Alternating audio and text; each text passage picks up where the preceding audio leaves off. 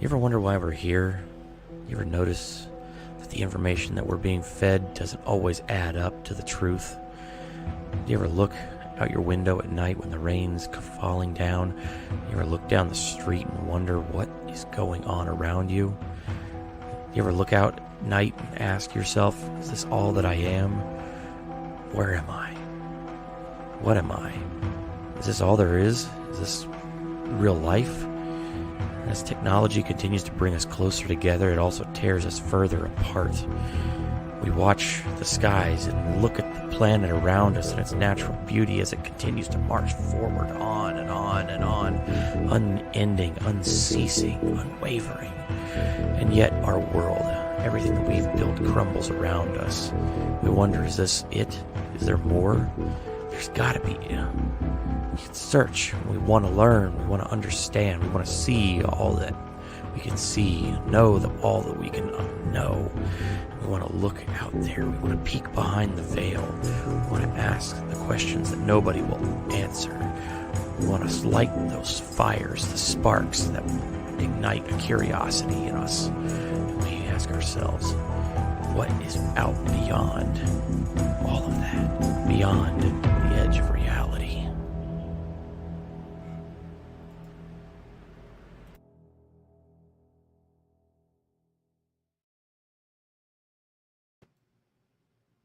Good evening.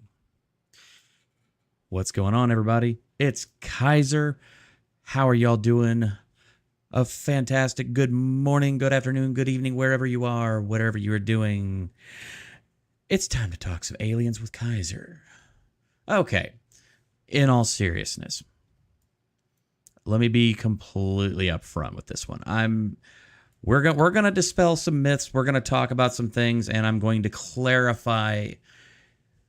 We're going to clarify a position that I hold that, quite honestly, I've been asked numerous times over the last week, and I don't think I've ever got a chance to really effectively explain my position on. And I want to clear the air. I want to make my stance absolutely clear with this topic. So that is what I'm going to do, starting things off. But we're going to also get into a lot of really interesting things going on. So, just adding something real quick. There we go. Forgot to change that. All right. Doing a real quick walk around the room. Let us see who all is here. Say hello to everybody.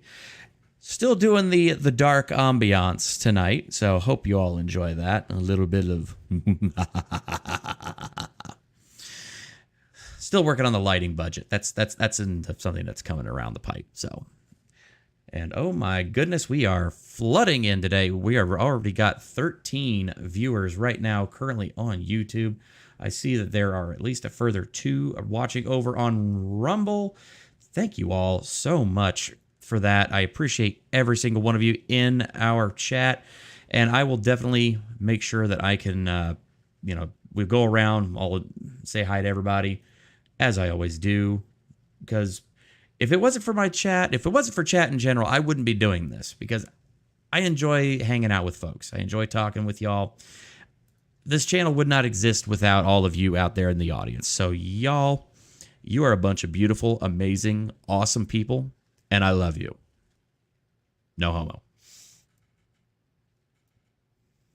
Anyway, that was a joke.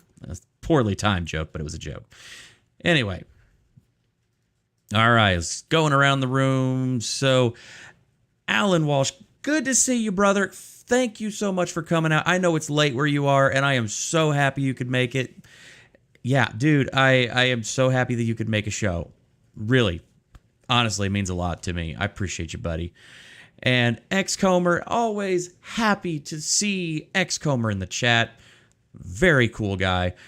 Aliens with Kaiser, looking forward to this one. Abso-friggin-lutely we are. Shenny Graham. Oh, my YouTube grandma. Good to see you. Hey, baby, I got here in time. Good.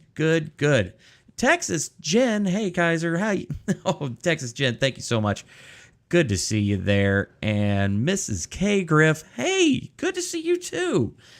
Danielle, awesome. Wow, you all are just knocking it out of the park today. Oh my goodness.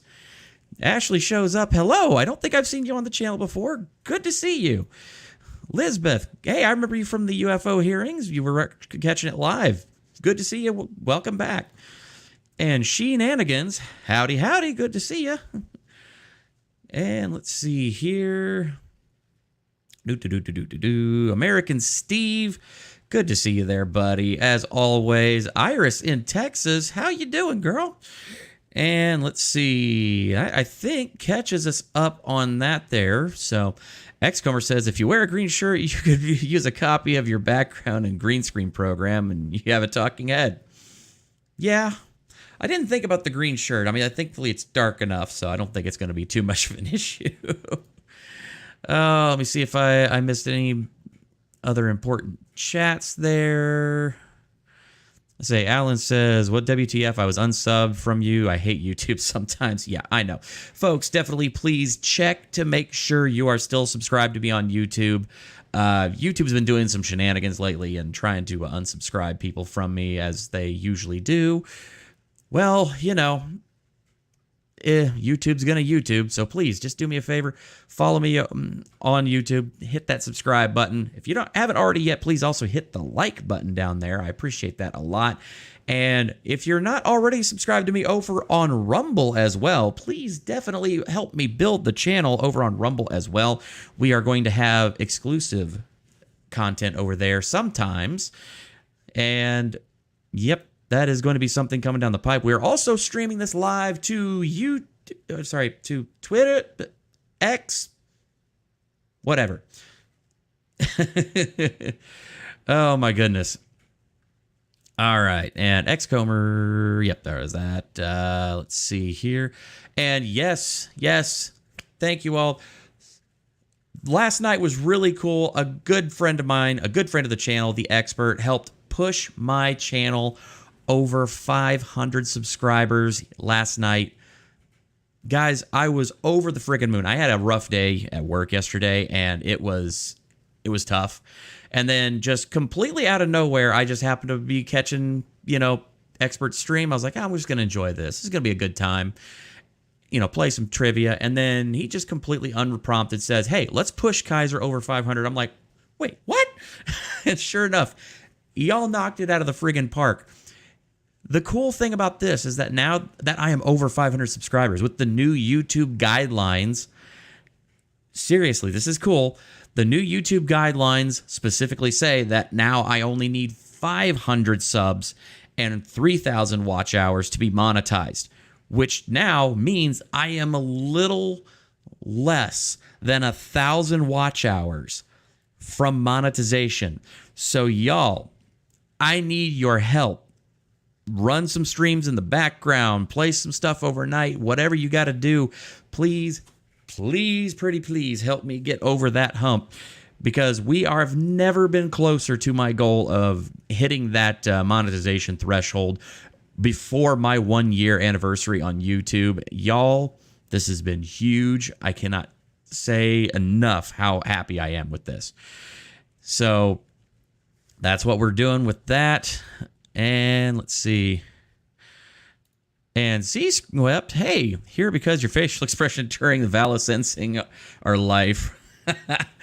Oh, apparently that kind of went viral. I was not expecting that. I was just totally reacting to what I was like, oh my God, what the heck is going on here? Yikes. Let's see. Say, what is your longest stream to put on? Well, I think I've got one where I covered the Titanic. And if not that, then I know that last week I did another stream, actually the UFO stream, the stream we're going to be talking about tonight, where we covered the UAP hearings. That one, actually, I would love to have you guys go ahead and do that one. That one was over 4 hours long.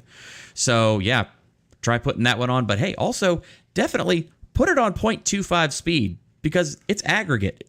So even if you watch it at 1/4 of the speed, it doesn't, really affect it. It's an aggregate time there. So It just means you take a 4-hour stream, you stretch it to 16 hours, and you get that aggregate. Okay. Sorry, I'm gonna stop talking. I'm getting my all weird there. Yeah, here's a text. Own Kaiser and Val. You cannot miss that. Oh, yes, absolutely. Valhalla, good to see you there, bud. Hell yeah, 500 subs. That a boy. What are your watch hours? I am at a little over 2,000 watch hours. I need 1,000 watch hours, and then I will hit monetization, which, OMG, guys. Oh, my goodness. And Rose, how you doing, Rose? Good to see you. Glad to see you in the chat. So I think there was something I saw earlier because I had a bit of a realization today that I only have one mod, and that's Valhalla. So I think I saw there was a message. Hang on. Maybe it was on. Oh, maybe it was over here. I'm not sure.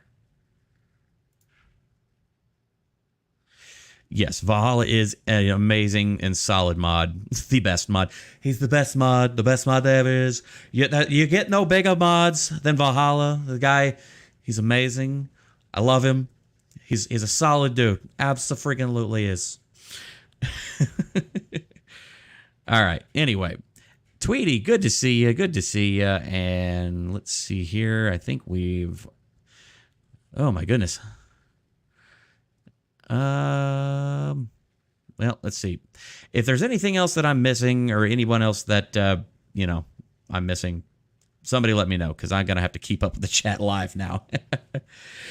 Oh, my goodness. Yep. Valhalla's a good guy. 10 out of 10. 100%. Yes, he is absolutely. Valhalla is a good friend of mine. I really honestly think of him as a friend, and I cannot thank him enough for being awesome. All right. Anywho, so folks, we have got a slam bang show tonight because this is a weird one. So last week, to catch everybody up. Aw, thank you, buddy. Anyway, to catch everyone up from last week. All right, so last week we had the UAP Congressional Hearing that happened live on Capitol Hill. I covered it here on this channel. I took a day off work just so that way I could cover that whole thing live. And it was explosive. Now, I know there are a lot of folks right now who are have been hearing it, and I didn't totally understand it at the time, but I know that there are a lot of people that have some mixed feelings about it. But yeah, I understand. Everybody's going to have different feelings on this situation, and I am by no means telling anybody what to think. I'm just showing what I can find, and I want you all out there, please do your own research and definitely do what you can. Research on yourself. I'm just a talking head on YouTube, so yeah, please don't take everything I say as gospel. I want you all to do your own research on this, see what you see, kind of see what's out there, and honestly, based on the amount of information that I have gathered on this topic for years, I'm going to just come out and say, yeah, I believe there is something going on. I believe that there is something happening. What that is, I cannot specifically say because I don't know. Jason J saying, yep, aliens said they disapprove our treatment of global warming. Klaus Schwab. I don't believe anything that man says. But, is what it is. Mama Saurus Rex dropping in the chat. How you doing, Mama? Good to see you. Yep, Valhalla Way says, aliens or PSYOP? Follow me down this one. We're going to talk about this, but later on I'm just going to say, I think it could be both. This is a topic, something that we kind of got discussing. I think it was MLS that asked me this on Nicholas Staros. show, he was asking me my opinion on it and asking me if I thought it was actually aliens or a psyop, and I said I think it's both. I have my reasoning, and I will talk about it, but yeah. So Alan Walsh says, it's naive to think we are alone. That's kind of my thought process. It's not just the witnesses, but all the hurdles and how difficult the military was making it. Yes, absolutely, X-Comer.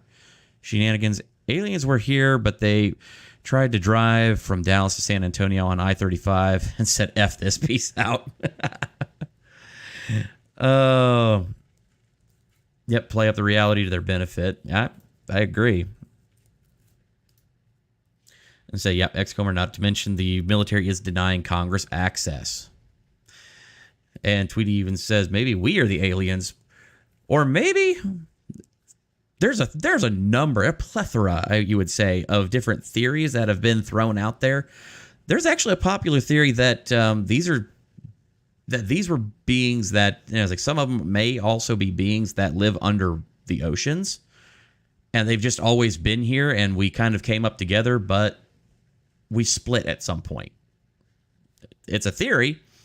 I don't have any backing on that one. I've just heard that somebody say that is a possibility. You know, there's so many possibilities in this universe, it's not even funny. Why not connect the dots? Sit like the stars in the sky. But the sudden 180 on the government stance has me confused and concerned about all this. I 100% agree. Mama Source Rex says, if YouTube takes down your channel, we'll know you're right. Yep. Ms. Kager, if my mind is struggling to process all of this, yep. And Tweety says, RH negative blood types are alien beings. I don't know. I haven't heard that one. All right. So here's where we're going to kind of start the evening. And I will try to keep an eye on the chat as best as I can. Please bear with me. I'm going to do everything that's possible. So, yeah. Jason, they yeeted Jeff this morning. I wouldn't pass. So, yeah, YouTube, yeah. Yeah. We've got some clips from News Nation, so hopefully we don't get yeeted, but, you know. Valhalla says, if time travel ever happens, it means it's always happened. There's a really cool theory that I've heard come out, and this was actually a quantum physics thing that was brought forward by Michio Kaku. He basically made some claim that based on some of the things that they're looking at right now, they think that basically all of time and space is happening, like all of the space-time continuum, all of time is happening right now at this one instant. All of the past, all of the future is all happening now at this exact second. And if you can find a way to kind of pop your way through those like dimensional gateways, if you're rifts between the dimensions, you can go back in time. And as Bob Lazar has said on multiple times, if you can control gravity, which apparently these craft have the ability to do, then, you know, time, space, physics, all of that are kind of willy-nilly. I mean, they're kind of whatever you want to do. So, yeah. All right. See, Miss K. Griff says, we had my youngest brother convinced he was an alien, not part of our family for 2 years. Oh, yikes. Yeah, pop the dimensional cherry. I think it's been popped multiple times, just not by us. Oh, my. Anywho, all right. So let's kind of get started here, and let's kind of ask ourselves where to go from here. And again, if just so everybody knows, please definitely go hit up the pinned comment at the top of this video. If we get yeeted on YouTube for some of the clips we're going to show, please go over to Rumble. I will have the Rumble stream is already running. If we get yeeted from here, then, you know, we'll just default to Rumble or whatnot, you know, figure how things are going to go. I have a feeling this is going to be a very controversial stream anyway, because I know we're going to be getting off into the weeds here a little bit. So again, let me put up a banner real quick, just so I can make sure that nobody comes after me and tries to get uppity with me about this stream. All right, so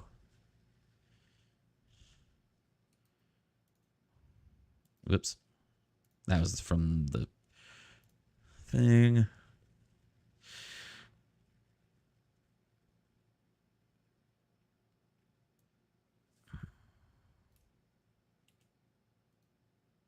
No, not that one.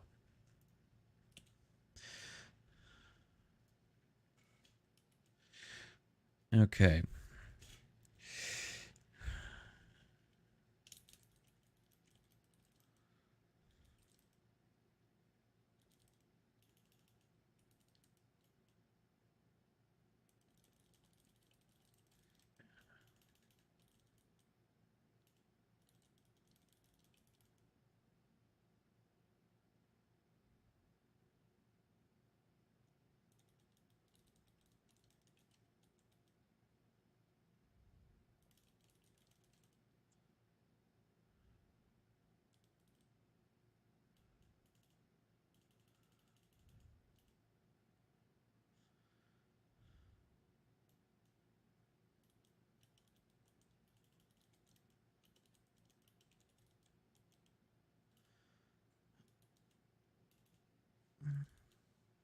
Oh, good grief. Why is this being a pain? Sorry, I'm trying to fix I'm trying to fix this. Oh my goodness.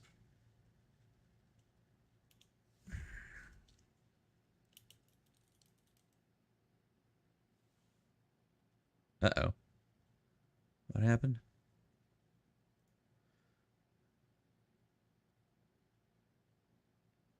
Guys, are you not sharing anything?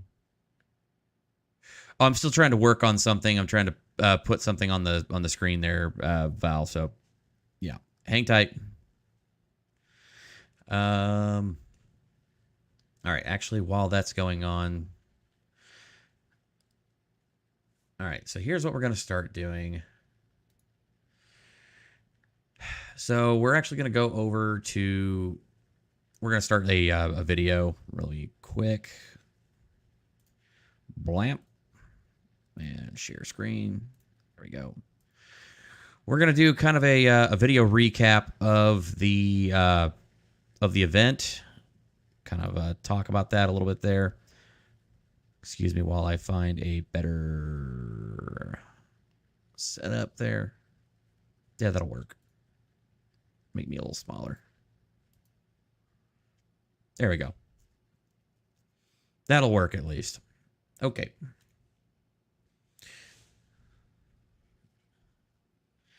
And all right, let me go ahead and set that up to play. All right, let her roll. Onto the object within about a half mile of it. It rapidly accelerated in front of us and disappeared. Our wingman, roughly 8,000 feet above us, lost contact also. We immediately turned back to see where the whitewater was at, and it was gone also. The Tic Tac object we engaged in 2004 was far superior to anything that we had on time, have today, or are looking to develop in the next 10 years. That is retired Navy commander speaking to Congress about that Tic Tac video where pilots say they saw a fast-moving, unidentified object near the coast of San Diego in 2004. Last week, we saw this historic testimony come as we await a report now from NASA on this topic, amid reports that Russia has also had dozens of engagements with UFOs. Here to talk more about it, UFO expert Rich Hoffman. He's a member of the executive board at the Coalition for UAP Studies. Thank you for being here with us this morning, Rich. First of all, how have these hearings impacted the overall discussion and the momentum behind the pursuit of answers in this case? Oh, well, they're remarkably, having an effect. I mean, I just finished a 2-day conference where we had 9 countries represented, all speaking about the phenomena, and the conversations about the congressional hearing and just the impacts of it were remarkable. What do you think was the most remarkable piece of evidence that you heard or testimony during these hearings? Anything you hadn't heard before that you think propelled the discussion? Well, I've been at this for 59 years. I think I've heard a lot of different things. If you even if you take a look at the report on unidentified flying objects by Captain Edward Ruppelt, the head of Project Blue Book, back in my day, early days, his book opens up with the fact that in the summer of 1952, a pilot shot at a disc-shaped object that he was within 100 yards of. And his testimony was that he was he chased the object as long as he could. It was going about Mach 1, and it shot up and climbed up out of view. If you listen to his testimony, if we had him in front of Congress doing the same thing that Graves and Fravor were doing, it would be just as remarkable. I want to play a soundbite. So you mentioned those two witnesses. Graves talked about last night on a UFO special that we had here on News Nation about more pilots coming forward as a result of this testimony. Here's what he shared. There have been a number of commercial pilots that have recently signed up that have been confirming some of the sightings that I spoke about, as well as sharing some new data about potentially some new cases. So we certainly have a work cut out for us. Is it surprising to you at all that more people maybe feel the stigma has gone away? Some, they're feeling more comfortable to report sightings that they may encounter? It's still a challenge. The stigma is still out there, and there's still just as much pushback about reporting it. And there's a lot of personal reasons, that people don't come forward.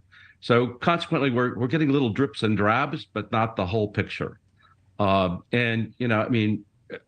We're hoping that changes, that we can have some openness, that you won't have that pushback from either airline companies, from the commercial side, or in the military world, that they can feel free to report without reprisals. And that's going to just take some time. Well, the other thing, and I spent a little bit of time this morning, probably 20 or 30 minutes, trying to find where on the Department of Defense website you could actually report things. It seems to be confusing, even for those in the sky, to know the process of the reporting system. And there's some ambiguity as to who you take your claims to. Would you say that the hearing offered any more insight into the necessity to have something like that more clear? You're absolutely spot on. That is one of the biggest issues we have right now. Even citizens don't know who to report to. If you have a sighting, who's out there do I call? Back in the early days, it was Project Blue Book. Well, now it's like, allegedly you're supposed to be reporting, cases up to Arrow on the military side, right? But we have the commercial side. Where do I go with my report? And citizens just don't know where to go, and neither do a lot of other people. And so consequently, until we get the reporting process in place, and we get this stigma where you're afraid to report worked out, we're going to run into problems. The vast majority of cases are not reported at all, period. I mean, it's either because I'm afraid what my minister is going to say, or I'm afraid of what my family's going to say, and so people just don't talk about it. And I've had many people over my years of doing this investigations, that people have kept it quiet for as long as 48 years and not told anybody, not even anybody in their family. Thank you for watching. Go to News Nation now. Okay, that is the report, such as it is. Fantastic. And yes, I did go ahead and give you a wrench there, Rose. I appreciate it. You came highly recommended. Let me just say that. Oh, goodness gracious. All right, so that is kind of the start of this whole thing. So aliens. I mean, really, what do we do at this point? It's kind of crazy to even think about right now. All right.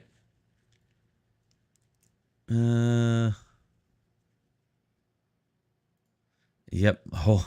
Hollywood done a fine job to ridicule and mock anything UFO.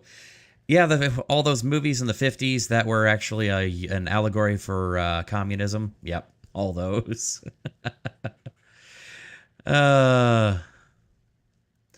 Mrs. K. Griff says, pot is becoming legal everywhere and suddenly aliens are real.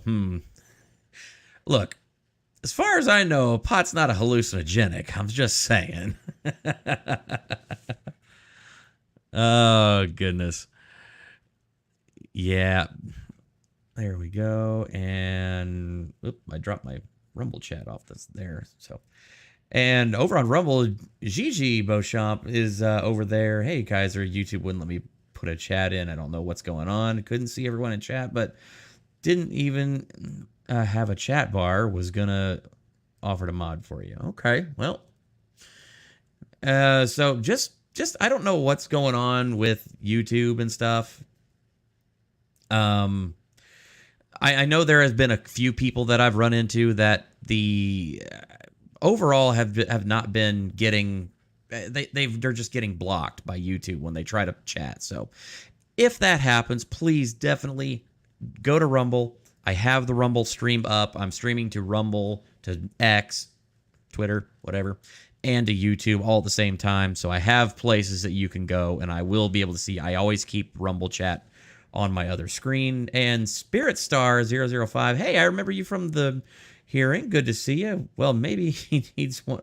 There's like one over here. Yeah, I mean, I don't think that there's actually a setting for moderators over on Rumble yet, but hey, I'd appreciate it. I appreciate any help I can get. Oh my goodness. So let's see here.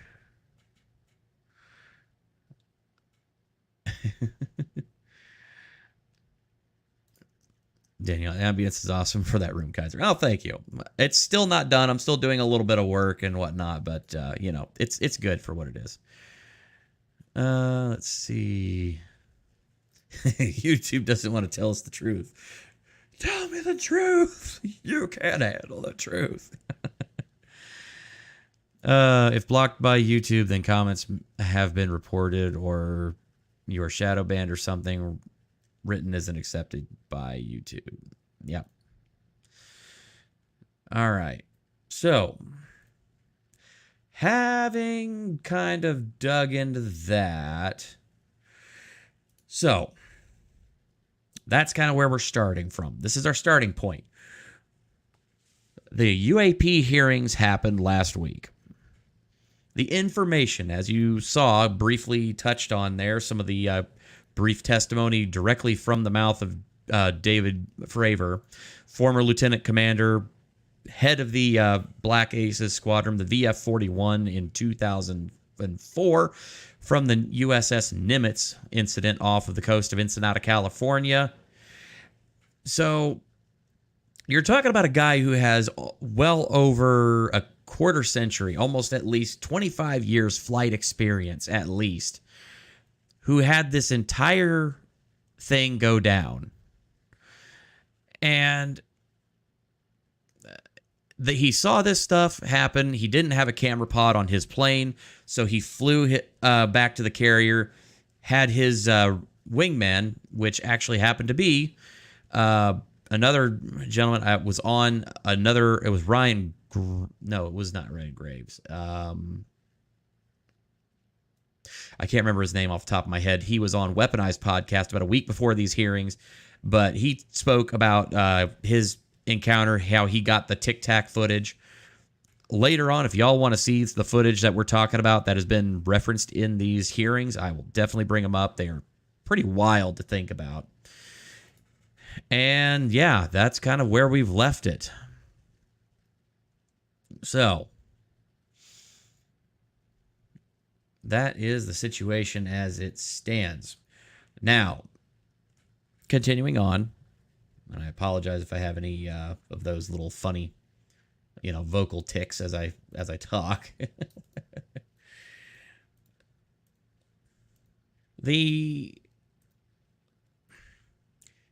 The whole thing started, and we got a lot more information than I think we ever really thought that we would get. One of those major developments in this was that witness tells Congress non-human biologics were found at alleged UFO crash site. And I'm actually going to go ahead and back this up here and play. There we go. Help you guide.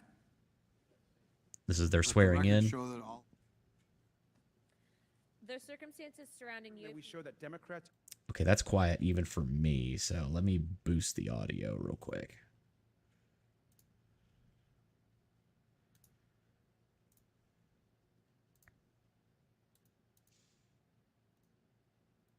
There we go. I went ahead and boosted it all the way. And Republicans in Congress can come together in a. Help you God. Let the record show that all.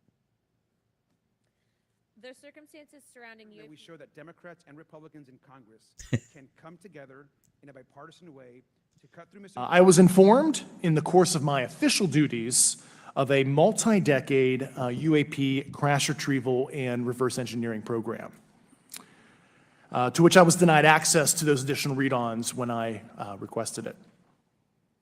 I made the decision, based on the data I collected, to report this information to my superiors and multiple inspectors general, and in effect becoming a whistleblower. As you know, I've suffered retaliation for my decision, but I am hopeful that my actions will ultimately lead to a positive outcome of increased transparency. Have you? So that, oh, I am so sorry. I forgot to mute that. Oh my God, that was gross. I am so sorry, everybody. Anyway, so with that kind of being what it was, let me just stop there. I want to make sure I take a pause here. Let's reevaluate what he just said, because that is extremely important. He just said that there is a multi-decade crash retrieval program that has been going on in the United States for multiple decades. And as I think he will get into at some point here, some of what they're saying is that we may have had a crash retrieval program as far back as the 1930s, earlier even than the supposed Roswell incident from 1947. Faced any retaliation or reprisals for any of your testimony or anything on these lines? Yeah, I have to be careful what I say in detail because there is an open whistleblower reprisal investigation on my behalf, and I don't want to compromise that investigation by providing anything that may help provide somebody information. But it was very brutal and very unfortunate, some of the tactics they used to hurt me both professionally and personally, to be quite frank. I take it that you're arguing what we need is real transparency in a reporting system so we can get some clarity on what's going on out there, because there are many pilots in your situation, but we should have a way of developing a systematic inventory of all of such encounters. Is that right? Yes, and I think we need both transparency and the reporting. We have the reporting, but we need to make sure that information can be promulgated to commercial aviation as well as the rest of the populace. Well, what about you? What was your experience after you came forward? Well, it's only been about 2 months or so, so I guess my experience has been overwhelming support from former colleagues of mine that have privately messaged me, and I do appreciate that. But I do have knowledge of active planned reprisal activity against myself and other colleagues, and it's very, very upsetting to me. Coming from where? Certain senior leadership at previous agencies I was associated with. Yep. That's pretty telling right there. All right, let me back up on that one there. So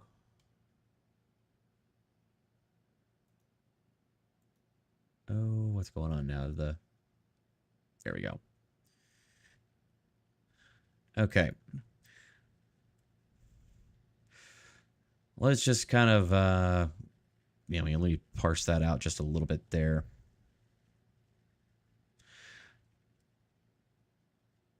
All right, I'm going to try and find a real quick clip here. Hang on for just a sec.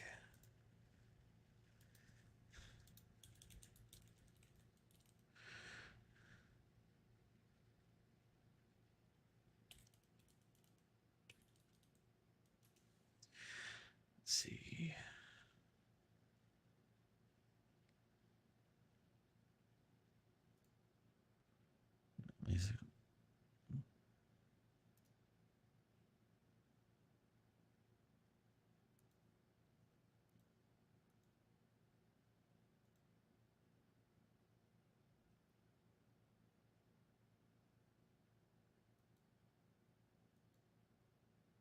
Okay.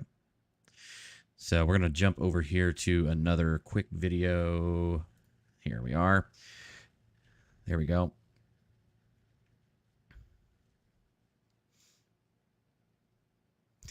Okay, y'all.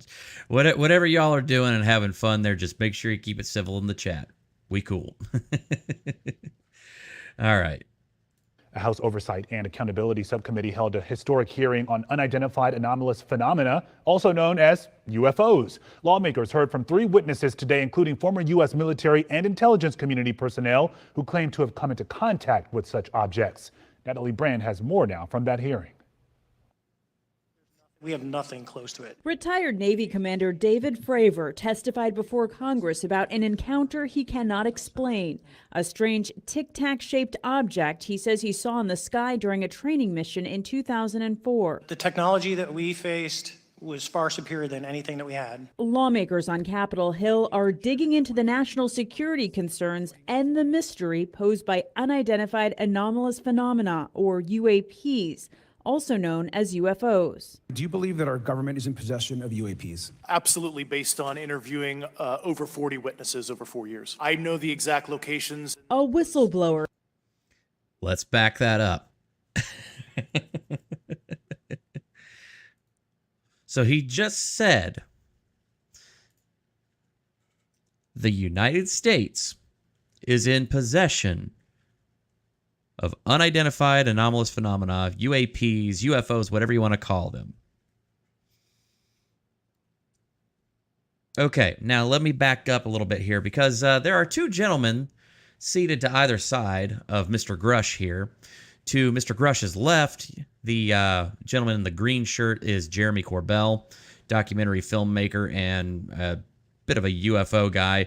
And more importantly, sitting to his right is none other than the world-famous investigative reporter George Knapp. George Knapp has an incredible catalog, an incredible history, and an absolutely untarnished record of being an extremely good investigative journalist. In 1989, George Knapp was the investigative reporter who broke the Bob Lazar story.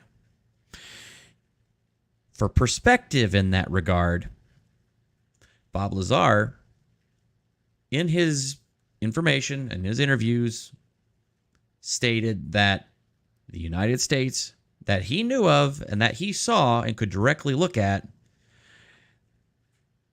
that he had seen that the United States is in possession of at least 9 craft, one of which he worked on.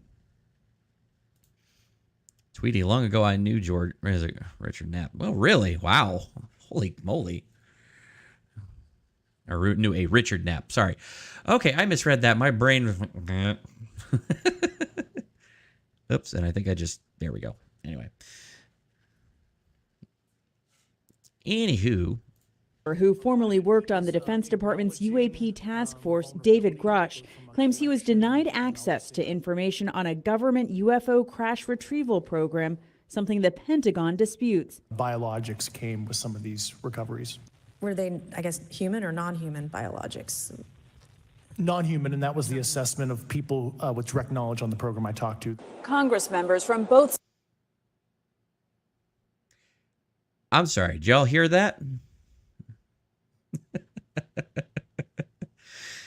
So David Grush, a former United States intelligence official who is, and a whistleblower who has gone forward about this topic at great personal risk to him, somebody who has an incredible record of service and is now going through a number of the proper channels to do this, just testified under oath in the halls on the floor of Congress that non-human biologics came with some of the craft they recovered.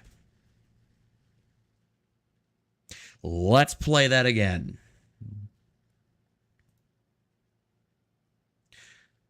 I'm gonna even back it up a little further. also known as UFOs. Do you believe that our government is in possession of UAPs? Absolutely, based on interviewing over 40 witnesses over 4 years. I know the exact locations. A whistleblower who formerly worked on the Defense Department's UAP task force, David Grush, claims he was denied access to information on a government UFO crash retrieval program, something the Pentagon disputes. Biologics came with some of these recoveries. Were they, I guess, human or non-human biologics? Non-human, and that was the assessment of people with direct knowledge on the program I talked to. Congress members from both sides of the aisle are demanding more transparency from the U.S. Department of Defense. A recent report revealed the government is investigating more than 650 potential sightings.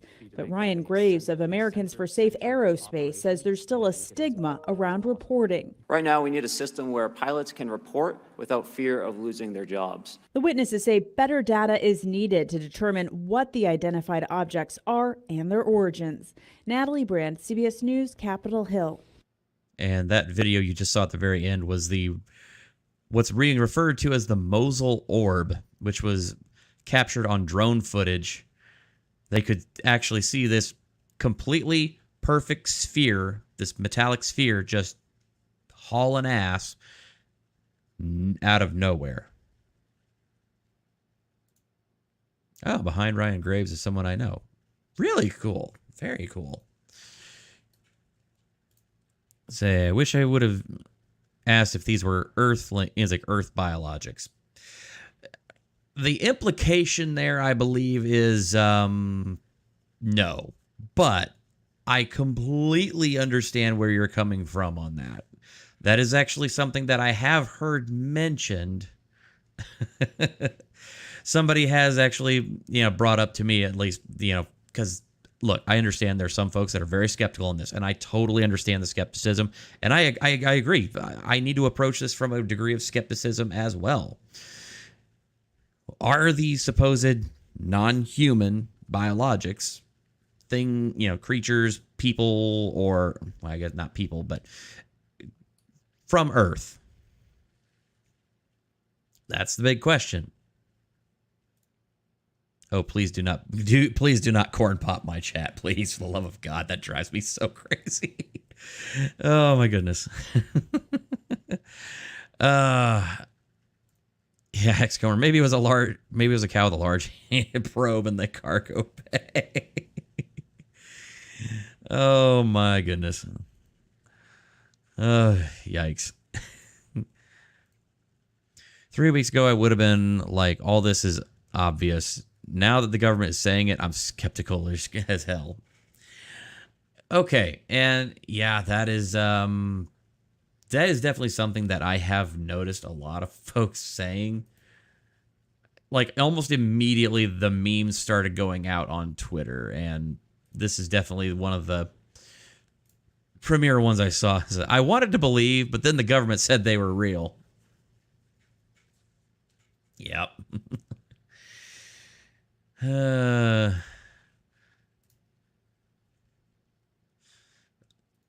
Yep, and of course, aliens exist. Yep, thumbs up. And yeah.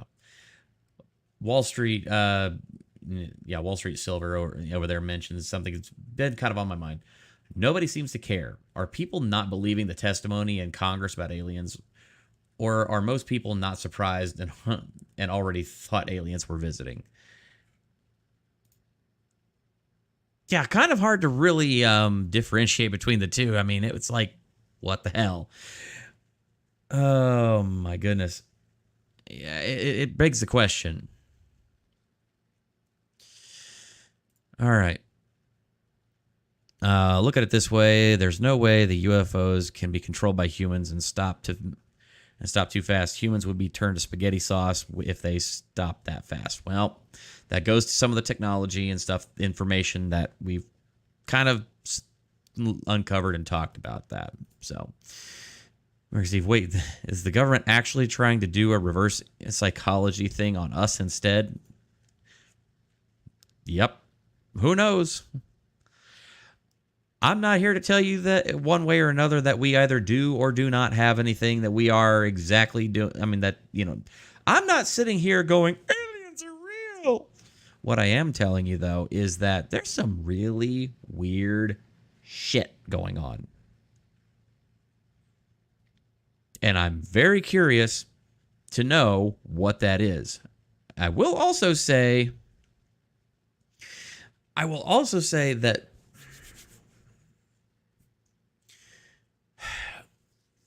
again, I have looked up into like the night sky in the middle of the desert, and I have seen just the totality of the stars in the sky. I've looked up there and I've seen crazy number of stars, and I thought to myself, just with the sheer number of stars in the sky, excuse me, just with the sheer number of stars in the sky, just what we've seen and what we know of our own galaxy, and that we've seen that there are hundreds, thousands, millions of other galaxies out there. The idea that we could be alone in the universe, to me, is laughable. Now, is that intelligent life? Is this intelligent life that can do stuff and has technology that far outpaces us, that can travel across the stars? That right there is a big question that needs to be answered. I don't know, and I'm not trying to convince you otherwise, but what I am saying is that there are things in our skies right now that are flying with impunity, and our military, our government is powerless to stop them. And frankly, I'm at the point where I'm tired of the cover-up. You've said that the Pentagon has come out and said that they are real. They don't know who they owns them or where they're coming from. Now we're having this information come forward that people have been trying to put forward for years. A lot of actually very credible people have come forward saying, hey, I worked on this or I worked on that. But of course, they're always, told not to go public, at least not more than I already have. So again, the question I ask is this: what is being covered up? I just want to know. That's it.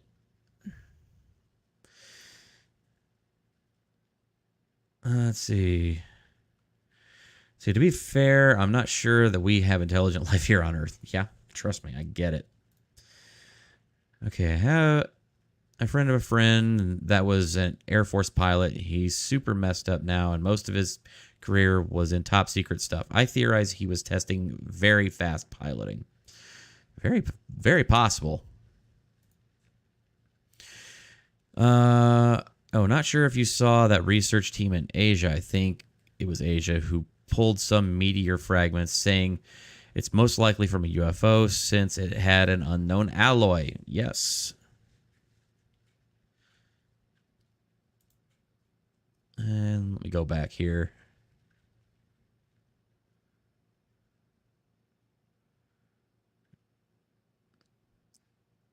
See, Tweety says, I only had one job interview with an agency a billion years ago. I declined the opportunity to go to Virginia. Okay. And then it says, I'm protesting because I declined. I was too scared by what I was told because they said if I were to be captured, they would deny my affiliation. Ooh. That's spicy. Yikes. All right. Over on Rumble, Gigi says, would love to hear you tell us more about the Earth biologics over on Rumble so you don't get hit by YouTube for disinformation. Yeah. All right. So I guess here's kind of where we stand as of right now. I think we should go back and let's listen to another video. Here's this video is with Representative Tim Burchett, who actually helped head up this event. Actually, helped put it together with Jeremy Corbell and George Knapp. Get the people to actually come and look. All right, here we go. thing I wondered about, Congressman, I interviewed you about a week. I'm sorry, back up. One quick thing I wondered about, Congressman, I interviewed you about a week before the hearings, and you said you thought there was going to be about half a dozen witnesses, so 6 witnesses. We ended up seeing the 3 witnesses. Was there a plan to have more? Absolutely. And we had one tell us that he'd received a call from, I guess, maybe the Pentagon, and he or she decided that maybe it wasn't best that they were on there. We had somebody who was an affiliation with NASA, and NASA will say, well, they didn't work for NASA. This is news to us, but it was one of their quasi something, I don't know. But anyway, and they turned us, or they backed out at the end. And then we had one more, I think, that backed out. And, we just had so many roadblocks from even the press conference. We were going to do a press conference to talk about this, myself and 3 others. And a reporter, actually, one of your colleagues, put his microphone down. And I was leaving the Republican conference and said, hey, y'all having this press conference, right? And I said, yeah, it's tomorrow, I think, or whenever. And he said, they put you in a room that's under construction, and it is tiny. I said, he said, this is a big deal. You need to be in the main room. And I was like, what the heck's going on? So I got to check it, and sure enough, and staff members told us that David Grush wasn't reliable. And, it's not their position to do that. See, that is the swamp. You got somebody whispering in their ear, some contractor or some friend or somebody, in Congress is compromised because they went on a trip overseas and they let their guard down and ended up getting filmed doing something they shouldn't have been doing. And that's exactly what the Russians would do with these honeypots, and our own people would do it just as well. They're just as dirty. And so, this whole thing just stinks from top to bottom, Brian. Every step of the way, they have fought us. Well, I just want to ask you, I'm just curious. I just want to nail down what you said, because I'm very interested. I mean, one of the witnesses that backed out at the last second, you said the Pentagon made a call. I mean, was that someone who was also a whistleblower, someone who had firsthand knowledge of something? Yeah, we thought they did. We get these names, and I get names because I've been following this issue for years. I mean, maybe 40 years. I was a kid, 50 years, I guess. And so these names keep popping up, and you read about them, you research them. They're decorated veterans. And they want to talk, and they might want to talk. And then you get a hold of them, and they say, in fact, yes, I do want to come talk. And then lo and behold, they start backing out, and I'm told by reliable people I need to be careful, and I don't know what I'm doing, and other Congress members telling me that they actually have had several congressmen, pretty reputable congressmen, tell me they've had sightings, and they've described some pretty interesting things that have happened to them. And but they wanted. I said, you want to come talk about it? And they said, no, I want to be anonymous, but I want you to know that I'm not against you on this thing, because I have seen something that was I could not describe. I think there's still an embarrassment factor, but it seems like that's changing. Yeah. Congressman Burchett. That's changing. Yeah. Go ahead. No, I was just going to say thank you so much for coming on tonight. Thank you for being so open with us throughout this entire process. And we look forward to talking more and continuing to cover the topic. Thanks for coming on. Thank you, Brian. You can always call me Tim. And if it wasn't for y'all at News Nation, this thing probably wouldn't have broke, because of your persistent nature on this issue. And it is very important. Over half America thinks we're not alone. And I just can't imagine in God's great, incredible universe that we're the best that he could do. Yeah, well, we'll stay on it. It'll be interesting to see what else comes out. All right. And so, yeah. That's kind of the situation on that one as it stands. So, yeah. Southern accent, yes, Tennessee. Yeah. Representative Tim Burchett is a Republican from Tennessee, which is very interesting, because whenever you actually got to see a lot of the members that were the various Congress people that were at this hearing, there was a very, very stark bipartisan number of folks there. I mean, heck, AOC was there. I mean, let's be honest. I did not expect to see her there. And there was a couple of other folks that were, Democrats from across the aisle. It was mostly a GOP hearing. I do know that, but there was a lot of bipartisan support, and there was a lot of people that coming together to saying, hey, we need to get to the bottom of this, screw all the red tape and the and whatnot. I mean, now look, I get it. A lot of folks would probably hear that, myself included, and go, okay, y'all can't get along and agree on anything, but then suddenly UFOs and aliens are the topic du jour, and suddenly you're telling me that you can get along and all come together on this one topic. Look, I hear you and I get it.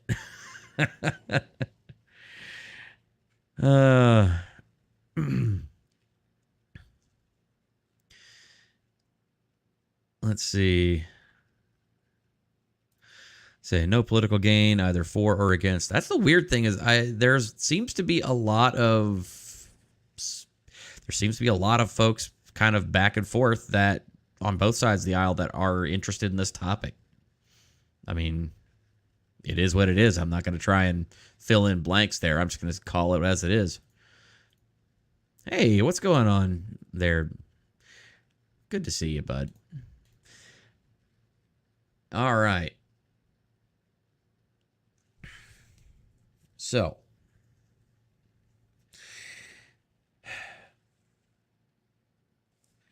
now I think we're gonna kind of shift a little bit of gears here. So we've covered a little bit of that information.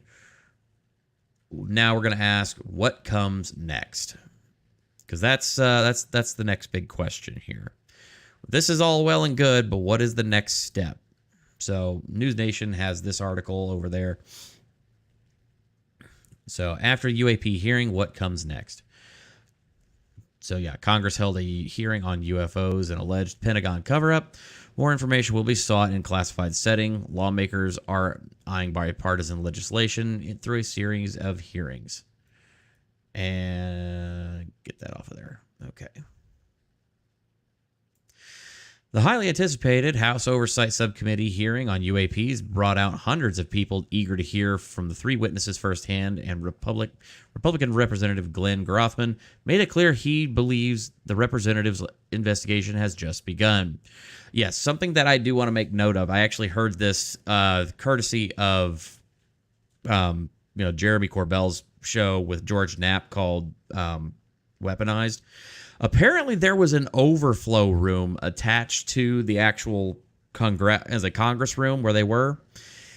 And there were like literally a couple hundred people. He said there were actually people there from all over the world, including one guy he met from Denmark who had jumped on a plane and flown over here just to be able to catch this meeting. So there is a lot of interest on this topic. So what comes next? Congress left the hearing with homework to do, promising a bipartisan bill and more hearings to come. It was a very illuminating hearing, Grothman said. Obviously, I think several of us are going to look forward to getting some answers in a more confidential setting.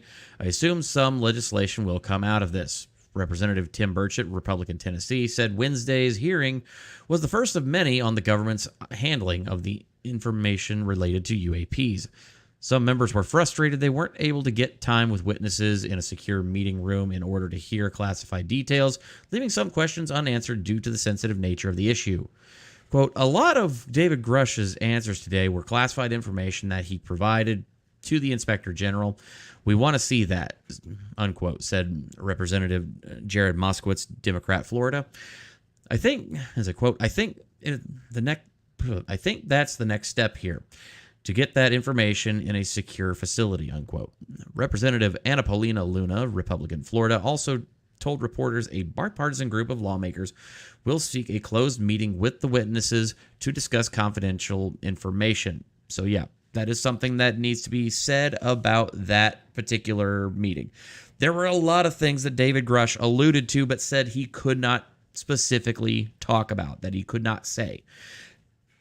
Let's talk about that, because I know a lot of folks are saying, well, why doesn't he just come out and say it? Why doesn't he just go ahead and get that information, straight out to the public? Okay. a lot of this information is still classified. Hey, Gigi, welcome back.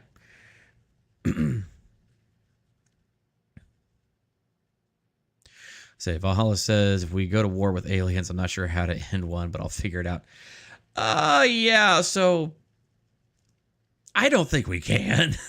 I'm just going to be honest. So, one thing a lot of people got very upset about was that they, as I said, didn't get a definitive answer on a lot of these topics from David Grush. He kept saying, well, I'd be happy to provide that information in a secure setting.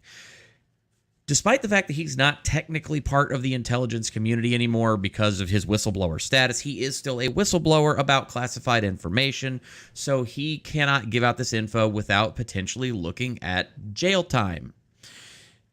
So, there are a lot of NDAs, there are a lot of legislative things he has to jump through.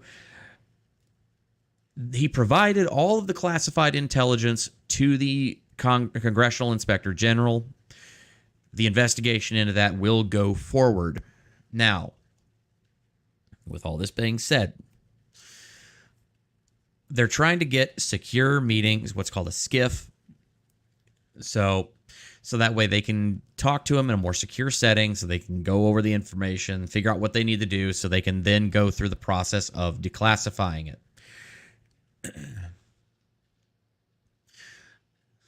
That's kind of the situation with how this process works. It's the government is a glacier. It is huge, slow moving, and it takes a long time to get anything. What we saw was an incredible effort over this last week. What happened?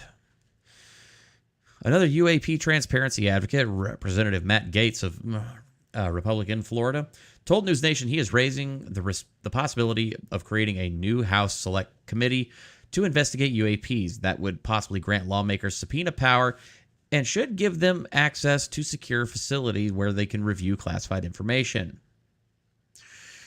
Quote, we may need other authorities that would require the establishment of a select committee, and we're going to be chatting with House Speaker Kevin McCarthy on those things in the coming days, unquote, Gates said. Burchett's office confirmed, and the creation of the committee is in talks. Luna and Burchett spearheaded the effort to hold the hearing. That's a bit of a typo. Okay. Which came to more than a year after another held by the House Intelligence Subcommittee for the first in over 50 years. Wednesday's witness told Congress the UAPs pose a national security risk and called for a centralized reporting system. The Oversight Subcommittee promised improvements in key areas, handling whistleblower complaints better, creating ways to document and collect information about UAPs, and erasing the stigma around the subject. Quote, I think that the groundwork has been laid now. It's in Congress's hands to deploy resources and do more follow-up, said Taras Matla, a UAP researcher. I'm sorry, my brain's not working today. We're looking for our government to be open and honest with us, and if there's indeed some type of non-human intelligence operating, not just in the sky, but present here on Earth, we have a right to know, and we do want to know. So that is the kind of where we're at on as things have kind of like, well, where we're starting from. All right. Let me go back up here because I know I probably missed some chats there. JKD Buck 76. My friend flew over 25 years. He even said to me that he had seen a few things he couldn't explain. UFOs are absolutely real. Yep. Hey, even the Pentagon has said that UFOs are real. They just don't know what they are. Let's see.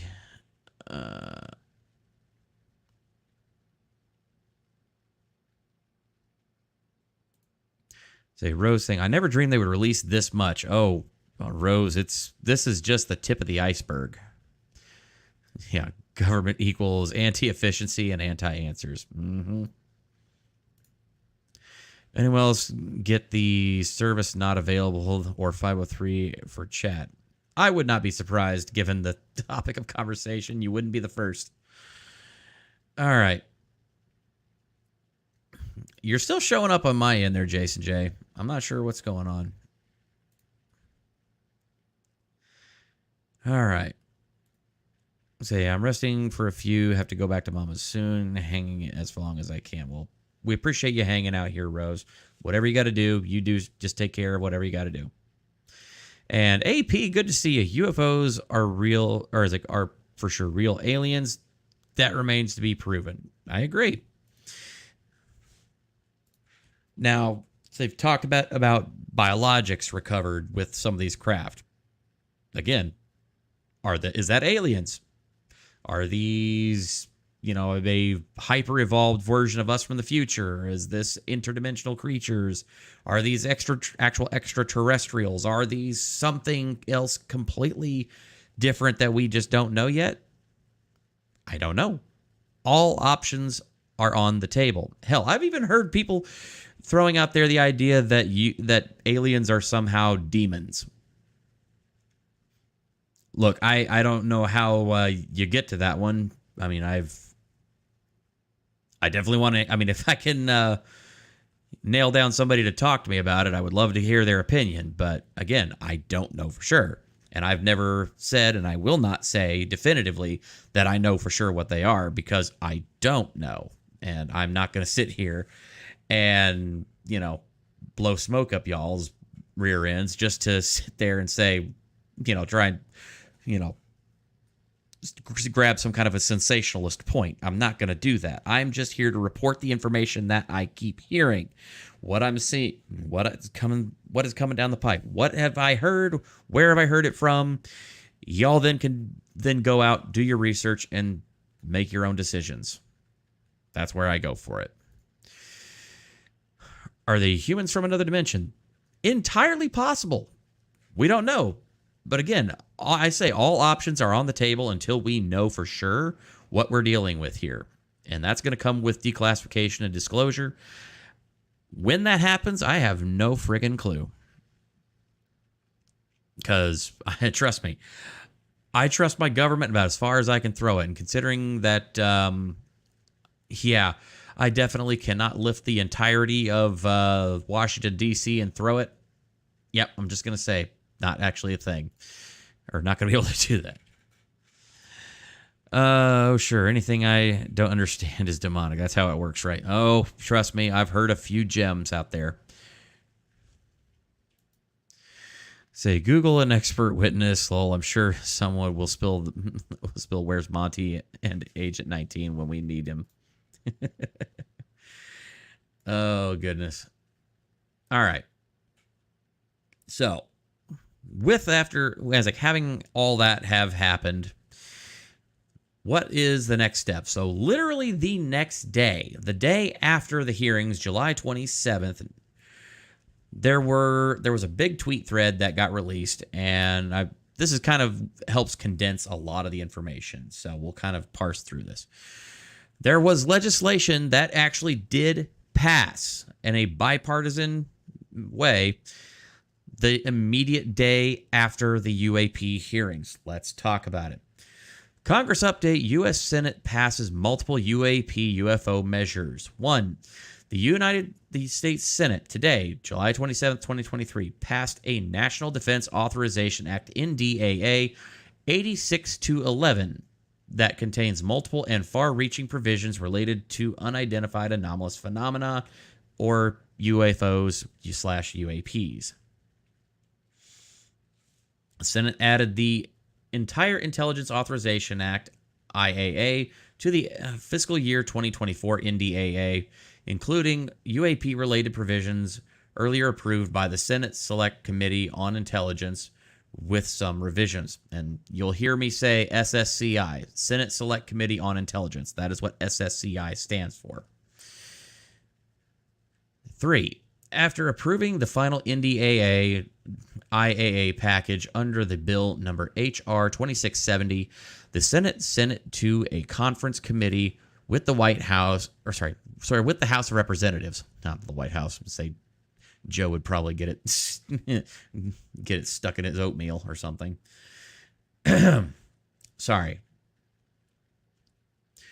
After approving the final NDAA-IAA package under the bill number HR 2670, the Senate to the Conference Committee with the House of Representatives, there was only one minor UAP-related provision in the NDAA version that was the House passed on July 14th. 4. Included in the Senate-passed package is the Schumer-Rounds UAP Disclosure Act to establish an agency to gather UAP records from and throughout the government with a presumption of immediate disclosure. Again, presumption of immediate disclosure. So they're trying to get this stuff pushed forward. 5. But with such delays and exceptions as a presidentially appointed review board and a president would determine, of course. 6. The Schumer Rounds legislation also states the federal government shall exercise eminent domain ownership over any and all recovered technologies of unknown origin and biological evidence of non-human intelligence that may be controlled by private persons or entities. That is a pretty important thing to mention there. So let's actually look at this. So Section 9010, disclosure of recovered technologies of unknown origin and biological evidence of non-human intelligence. Exercise of eminent domain. The federal government shall exercise eminent domain over any and all recovered technologies of unknown origin and biological evidence of non-human intelligence that may be controlled by private persons or entities in the interest of the public good. B. Availability to review board. Any and all such material, should it exist, shall be made available to the review board for personal examination and subsequent disclosure determination at the location suitable to the controlling authority of said material and in a timely manner conducive to the objectives of the review board in accordance with the requirements of its division. Okay. So let me just kind of make a little bit of a caveat here. I don't like the wording of this. Let me explain. So using the exercise of eminent domain, that's a big problem.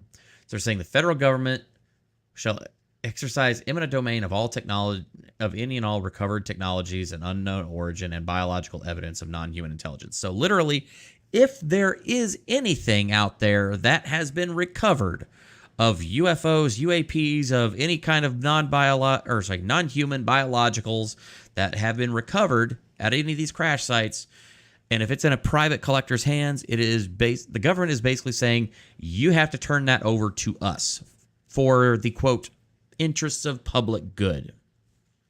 I don't like that. No. Hey, government, F off. No, you do not get to do that. I'm just saying. And Nandor's Man Bun, how you doing? Good to see you. Hey, Kaiser, dropping a like and some love. Always appreciate it, Nandor. All right. Yeah. AP, eminent domain without compensation. POS government. Agreed. Yeah, Jason J. Chuck Schumer actually wants to get something done. Wow. Yeah, funny how old Chucky boy hasn't done jack all in, his job, and then suddenly he's really interested in this. Don't worry. I picked up on that, and it does make me very skeptical and leery. I do think there's something going on here that is preternatural in I guess you could say in origin. I think there's something here, but I also think that there's a very decisive government cover-up also happening. Okay. Anyway, so availability to review board. Any and all such material, should exist, shall be made available to the review board for the personal examination and subsequent disclosure. Oops, sorry. A subsequent disclosure determination at a location suitable to the controlling authority of said material and in a timely manner conducive to the objectives of the review board in accordance with the requirements of this division. Okay, so that right there, that second part B, saying that will determine whenever it is acceptable and where it's acceptable to release all this information and disclose this information. Yet again, I'm just saying, I don't like that. That's not okay. And, oh, Jude Curio, good to see you. And say, oh, hope you're okay there. I saw something about your hands are shaking. So hopefully you're doing okay, Jude. Always happy to have you on the channel. Happy to have you around. So whatever you got to do, take good care of yourself. Kaiser wants you to stick around a good long time. Wants you to take care of yourself and be healthy, okay? All right, so let's see. All right, that was section 6. So now going on to section 7. The Senate passed NDAA IAA also contains 2 overlapping versions of a Gillibrand-Rubio proposal. These provisions seek to identify any UAP-related technology or information that may be hidden in government-linked programs that have not been properly reported to Congress. So that's where we're getting into some of David Grush's claims, specifically talking about, with, special access programs or SAPs.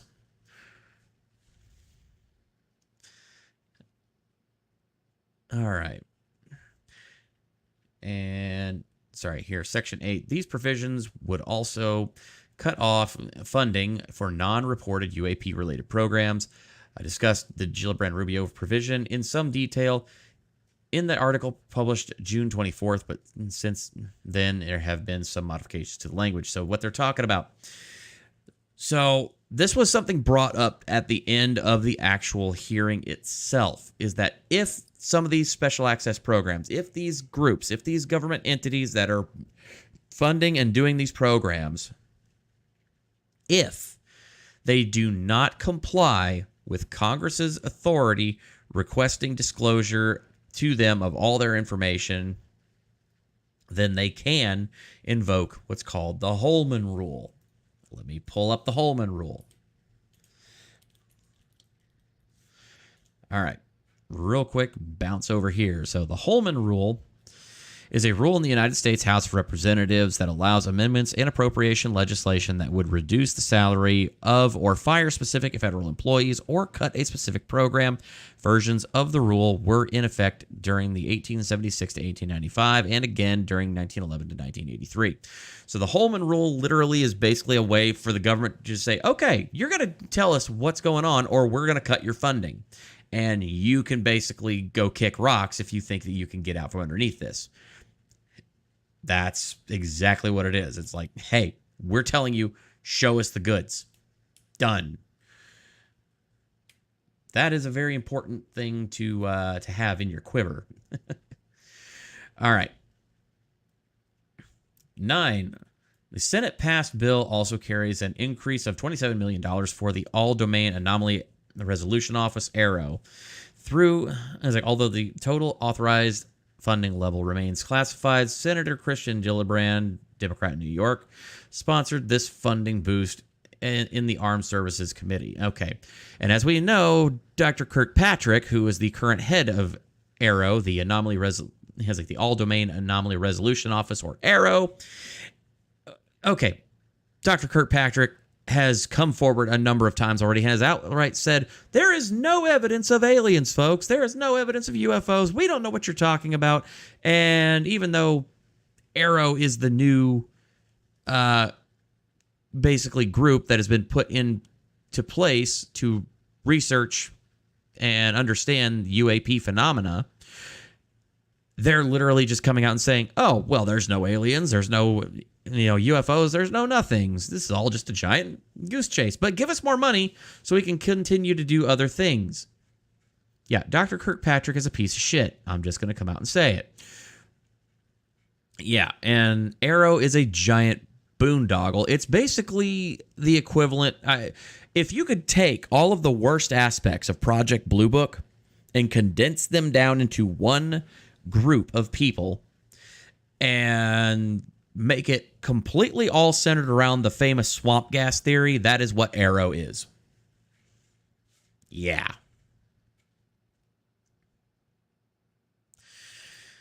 All right. AP says the government will end up using the language in this bill eventually to strong arm citizens to hand over property in the interest of public good. Just wait and see. Yeah, I hate eminent domain, and I think it is absolutely crap. And the founders would be absolutely rolling in their graves if they ever knew anything about so-called eminent domain. Oh my God, that is like some straight up King George shit. Not the current one. I mean the one in the 1770s. Missed some chats while I was doing bedtime routine, sending lots of love, positive thoughts, and prayers to all who want and need it. We appreciate you, Mamasaurus. Thank you so much. Yep. Ms. Kager, if you can't just ask people to show you their goods, you can if you're the government, apparently. All right. 10. The Intelligence Authorization Act, part of the package, contains new protections for whistleblowers from the intelligence community. These new provisions were modified shortly before the final action by the Senate and will require further analysis. 11. The provisions in the Armed Services Committee report on the NDAA requires an evaluation of NORAD, Aerospace Warning and Control Mission and Procedures, by the Government Accountability Office, an arm of Congress, as I discussed in an earlier thread. So yeah, they're literally ordering a review of NORAD's procedures because of this. Once a House-Senate Conference Committee produces a final agreed-on version of the NDAA-IAA after many weeks, it must receive final approval from the House and the Senate before being sent to the President. Congress has passed an NDAA for the past 62 straight years. 13. I intend to write a detailed article on the Senate-passed UAP provisions in the not-too-distant future. Some of the provisions were described in my June 24th article linked above, but on some of the points will now date. Okay. So that is kind of what we got here.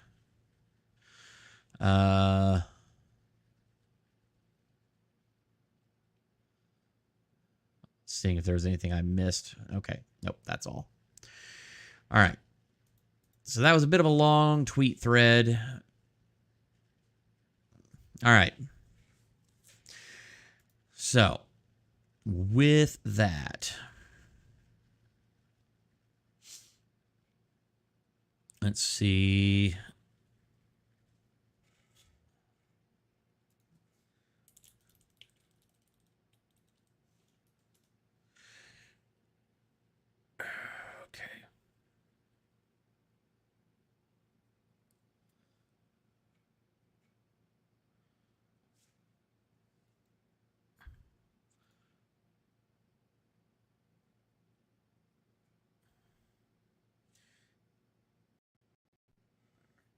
There. All right, here's another video here we're going to go ahead and play from News Nation.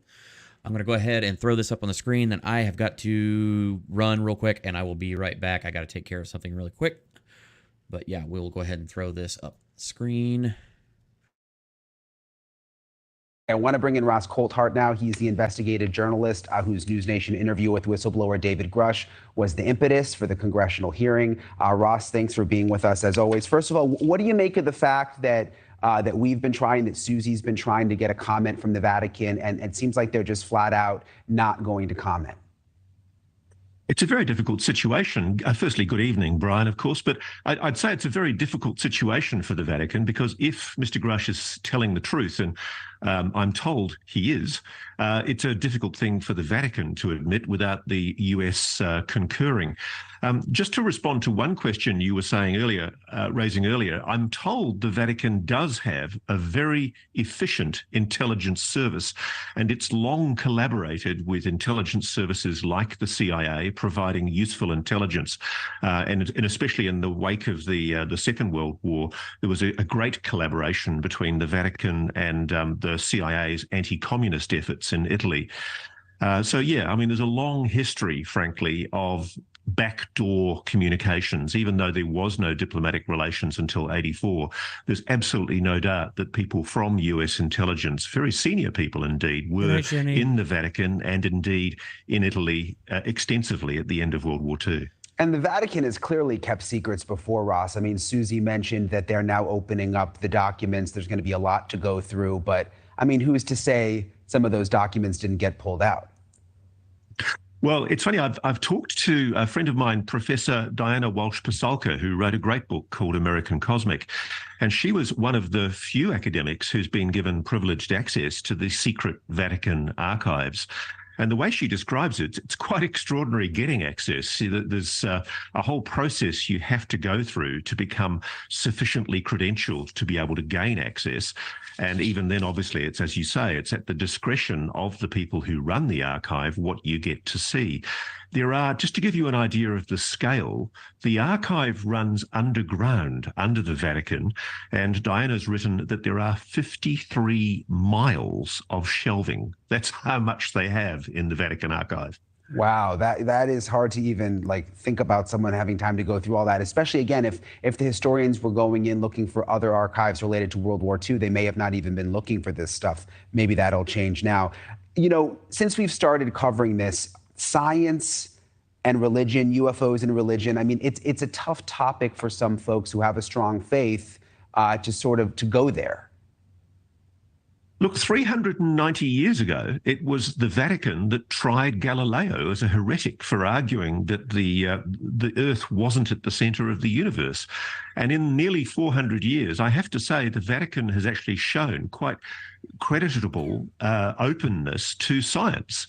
And in fact, they've held two conferences on the possibility of extraterrestrial life, one in 2005 and another in 2009. And back in 2009, Father Reverend Joseph Gabriel Funes, who was the head then of the Vatican Observatory, he actually said that believing that the universe may host aliens, even intelligent ones, does not contradict a faith in God. We are all God's children. How can we rule out that life may have developed elsewhere, he said. Just as there is a multitude of creatures on Earth, there could be other beings, even intelligent ones created by God.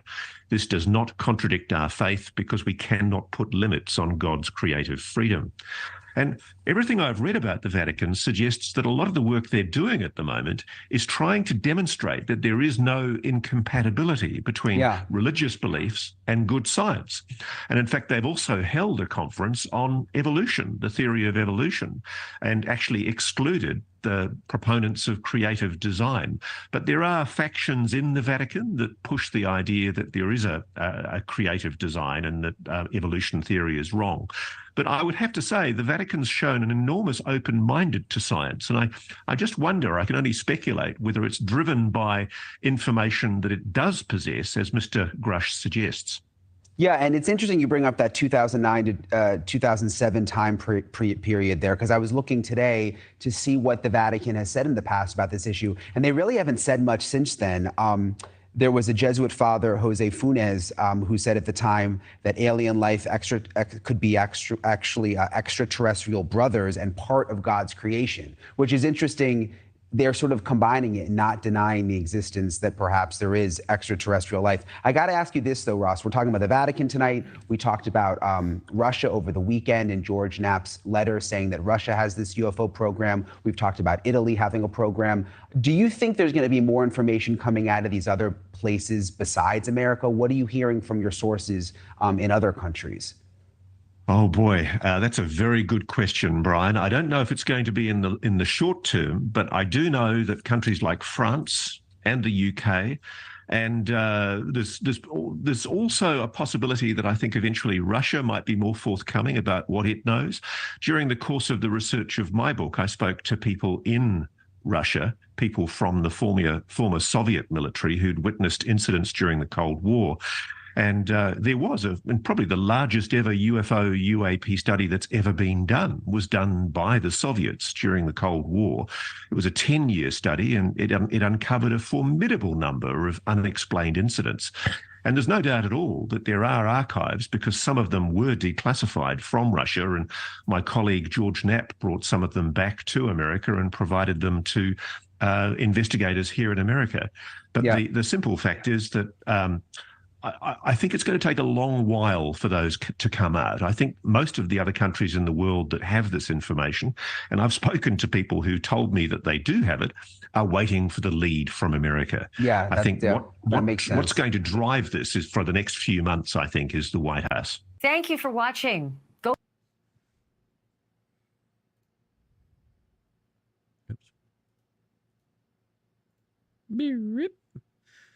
All right. Yep. That is quite something. Let me go up and make sure, because I know there was a bunch of chats I didn't catch yet. So, Momosaurus Rex, the classic thought is that the idea of God came to us humans because the aliens came from the heavens. As I said, and I have down here in the little ticker down below, I have no idea. And I've said before, I don't know. I'm open to all comers. I'm open to all takers. I'm more open to the all possibilities. Let me be completely honest about that. I don't know the facts as it is. I'm just saying there are a lot of people with a lot of theories. There's a lot of information out there, but nobody, and I mean nobody, knows definitively for sure as of right now, at least not in a declassified setting. I think it's about time we come forward with actually getting information out there. All right. Yeah. And they just dated things much older than originally thought. Yep. Yep, they had actually just, like, I think it was the same day or the day before the last UAP hearing, they actually said, yeah, we know the universe is, 13 billion years old. Actually, it's closer to 23 billion, double that, Anyway. Yeah, Ashley shows up. Yeah, I never understood the argument that you can't believe in both. I agree. I think there's room in the world for both possibilities. I mean, who are we to really say? ETs in paintings into similar works by Art of Da Vinci, but people don't talk about it or are something else they say. Yeah, I've seen a lot of those, like where there seems to be very strange, like there seems to be UFOs painted in a lot of the classic works. Yeah, it's pretty odd. Yep, and in cave paintings. Yeah, I agree. All the symbols and shapes came from something. Yeah, it makes more sense to me than to deny it all. Xcomer says, well, that's basically the Anunnaki from the heavens. I've heard that one too. Not saying it is, I'm not saying it's real or not. And how you doing, Sean? Nothing is real. This is all a simulation. Welcome to the Matrix. I still don't buy simulation theory, but I can understand how some folks can. That's just my take on it. But hey, again, I don't know for a fact what the deal is with life.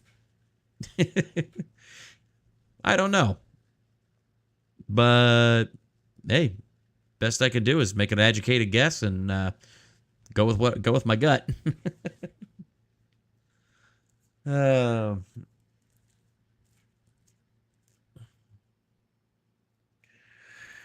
So yeah, Gigi Beauchamp Wright says, I agree with that. I can believe that God made the universe, and I can believe he made everything in it, and we just don't know about everything. It's like, know everything about everything. Yep. We're only able to really see our world and perceive our reality. We're only really able to perceive our reality through the lens of what we can see. And as we've found multiple times now, we don't really have all the answers definitively. And Rumble, what's going on over there?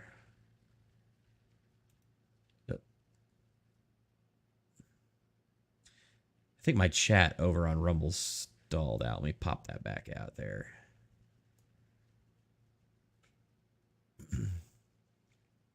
Nope, doesn't look like I did. Okay. There we go. So scoot that back where it's supposed to be. All right. Yep, there you are, Spirit Star. I see you.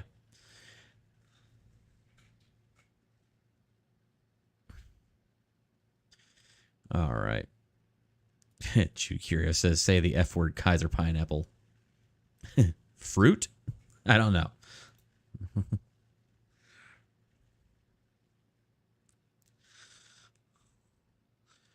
All right. I also generally agree with that. Generally, we suck. I hope that they'd be smarter than us and not want to be around. Yeah, pretty much. Might be why they're showing up. We're awful beings at times. Yeah, we haven't quite gotten everything. Oh, faith. Yeah. Okay. Probably just hadn't had an opportunity to use the correct word, but you know, hey, I mean, as I'm sitting here, I'm like, hello. Got my book right here. And that's just something that's on my desk. It's not because I had it for the show or anything. Okay, and over on Rumble, Squeal Piggy. Oh, good, I picked the correct channel. Did you know there's two? Anyway, your chat probably didn't freeze. People are just too used to YouTube chat. And okay, yeah, it didn't. It looked like it froze on my end. That was really what I kind of got a little bit, you know.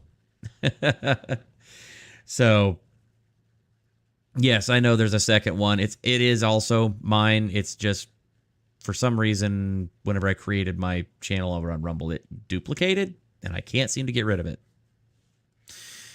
Oh, well. You thought something else. I spent too much time with certain people on in this group. Not the effort I thought. Yep. All right. So, one thing I did want to make a little bit of a note of there. Yep.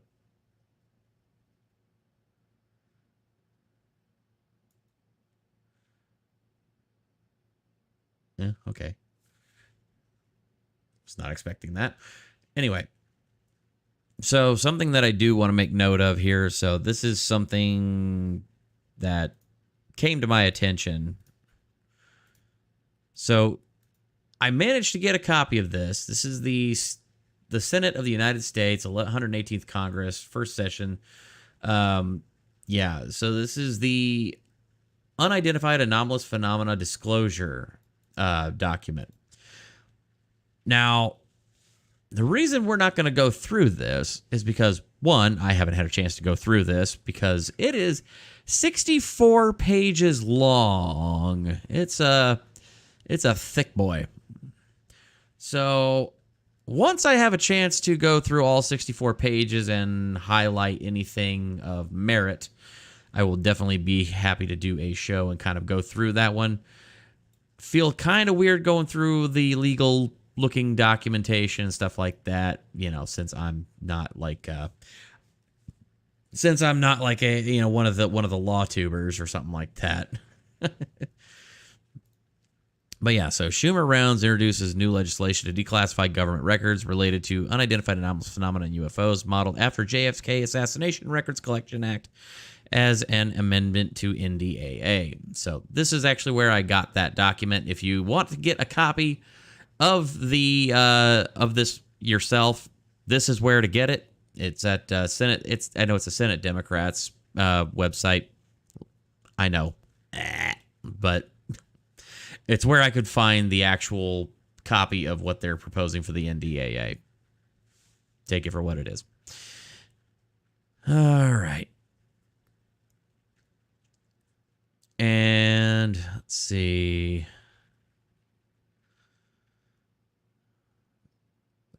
Right. All right. Over here on Rumble there, Oh, hey, that's Twisted Bunny. Okay, cool. I believe the second one is just your actual account, one host for the streams and such. I heard Rumble's weird like that. Yeah, that's probably how it is. And Squeal Piggy says, oh, and kudos on being the first person that understood the name Squeal Piggy. I've seen Deliverance. I know what's up.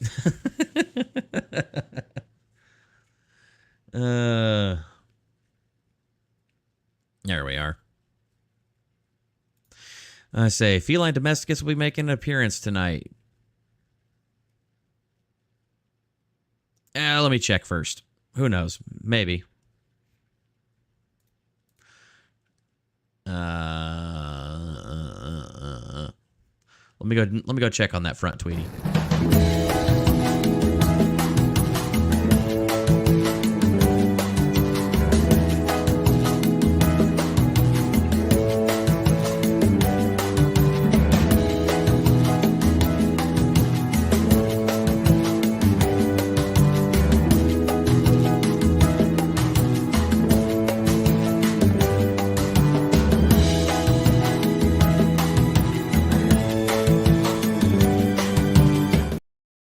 Nope, actually, apparently, since I haven't actually had a chance to shake the food bowl yet, yeah, that wouldn't. It's like they're probably out and sleeping and whatnot. Yeah, you know, cats. All right. Some say dogs protect the physical body and cats protect the soul. I thought that was a cool saying. Yeah, I've heard that too. Which, you know, hey, between my 4 furry buttheads, they might as well go ahead and be doing something to help protect this house or do, you know, contribute in some manner or form. All right. Almost Vince Girardi trip music. Yeah, it was one of those. I tried to look for like elevator music, and yeah, that was kind of just what I came up with. Just kind of a little bumper that I can repeat. So, all right.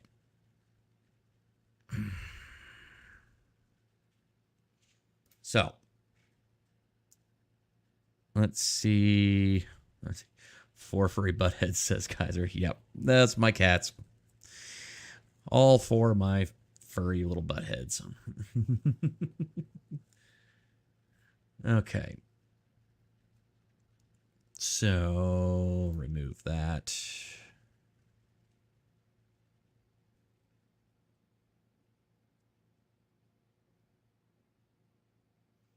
All right, I'm going to swap back to this for a moment, but we'll probably go back to the other here in a little bit. All right. So, after everything is now said and done, here we are. We're almost 2 hours into this. We've talked about all this information. We've kind of gone over the fallout, what's been happening in the last week since the hearings. So, I guess before we can really go on, let me just kind of summarize my position on a few things here, because I know this is something that has been brought up to me before. Let me see. So,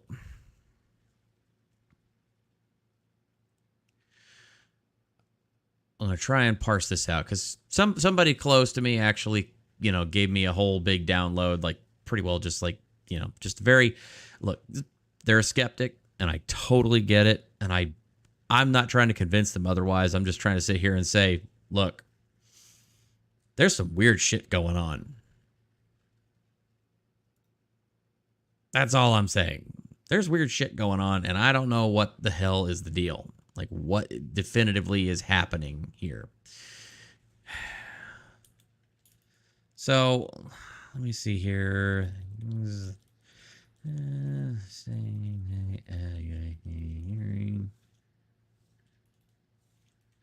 All right. So from what I understand, so about the same time that this UAP hearing was going down, the Hunter Biden plea deal fell through, which has definitely led a lot of people to, and I would say with a pragmatic approach to things, kind of ask the question, hey, is there something to that? Is there a reason why we're getting a UAP hearing at the same time that this happens? And while everything is going on and people are talking about UAPs also, like the days, after this hearing, Kevin Spacey, his charges get dropped. They drop charges on Sam Bankman-Fried, the FTX guy. So, yeah, so a distraction is it a distraction? Yep. Oh no, a distraction from a scandal. Yeah, it very much kind of sounds to me. I understand where a lot of these folks are coming from when they're saying they don't believe it because, one, the government has lied to us a lot before, but they also don't believe it because there were other things going on at the time, and they were kind of like, oh well, hey, we just throw this out there, and oh look, it's a UFO. Go see that. Nothing to see here. The old Naked Gun clip, the classic. Pittsburgh, nothing to see here, please. That, yeah. This is something that I definitely want to make very, very, very clear, and I want you to please hear me out on this. I am not saying that it couldn't possibly be a distraction. What I am saying is that I think also that two things can be true at once. I think that simultaneously this could be a bigger thing that's being put out there right next to another thing that's being a big thing and kind of trying to hide the ball. I think there is actual legitimacy to a lot of these, the claims that were made on the congressional floor. I especially believe the testimony of David Fravor and Ryan Graves. I have heard their testimony multiple times. I've seen a lot of their footage. I've seen the actual videos that were shot from their fighter jets. These guys have taken a lot of flack, and I mean both figuratively and literally. These guys have taken a lot of hits, just kind of like on this topic, and they were, hey, don't talk about this, that kind of thing. Yep. So I think I think it's both. Yep, I agree. Yes, fighter pilots took a lot of flack. Yes, I said that, and then I realized it was kind of a pun. So thank you for picking up on that, Sean. Anyway.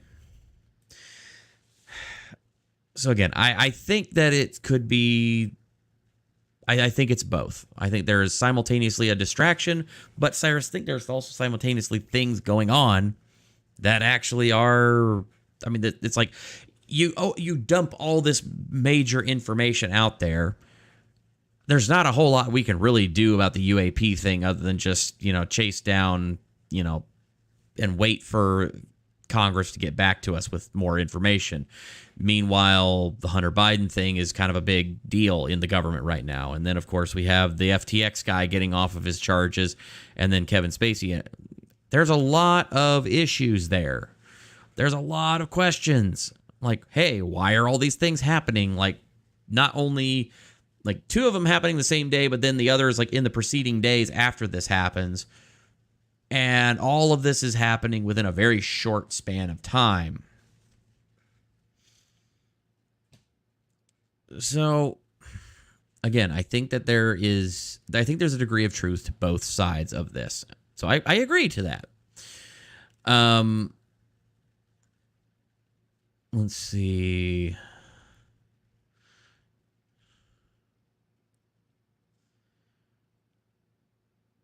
All right, let me try and find this thing. Okay. I think that was just the big thing, was just, being bringing up the bringing up that this could be like a smokescreen for a larger issue at hand. Okay. So something else got brought up to me. So let's go back and let me do a little bit of a little bit of live stuff here. Let me find the actual videos, like the Tic Tac, the gimbal, and the Go Fast. We'll kind of parse those out. And I do have some other videos that I have found over the years that also kind of mention that they kind of go into some of the, I guess you could say, not quite debunking, but kind of trying to go, okay, here's why I think this is probably why the footage is legitimately real, and kind of talk about it. So let me just kind of find these videos here. It is a giant pain in the ass to find these things. They're so buried so far down in my listings. Okay. 1, 2, 3. Oh, I can actually just do the share thing? Nope.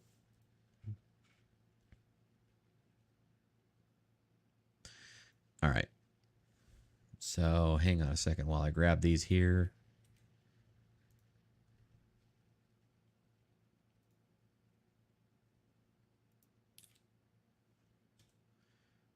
And I have to do it this specific way so that way it doesn't autoplay whenever the video ends. It's a giant pain in the ass.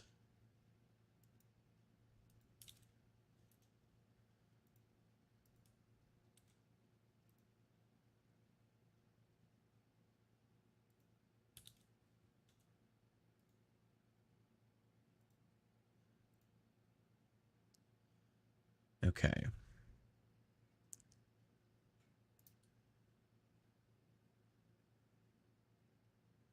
There we go.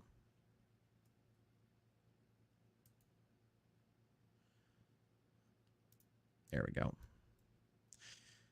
All right. And zip that back to there.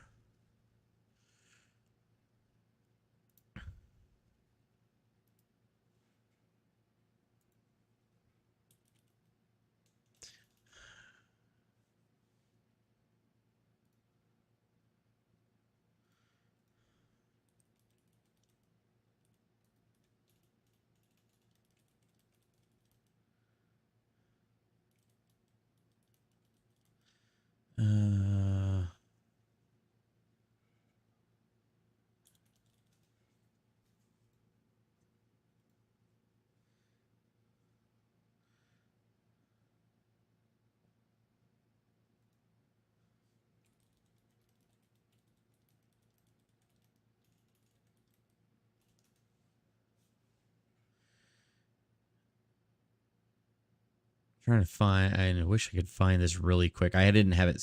I thought I had this saved and I didn't.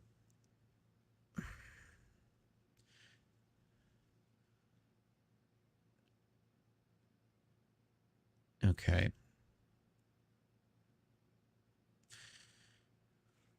Try a different method. Sorry, y'all. I know this is not exactly the most exciting thing whenever I'm doing this, but yeah, I'm trying to find something really I think is important to the conversation. Okay.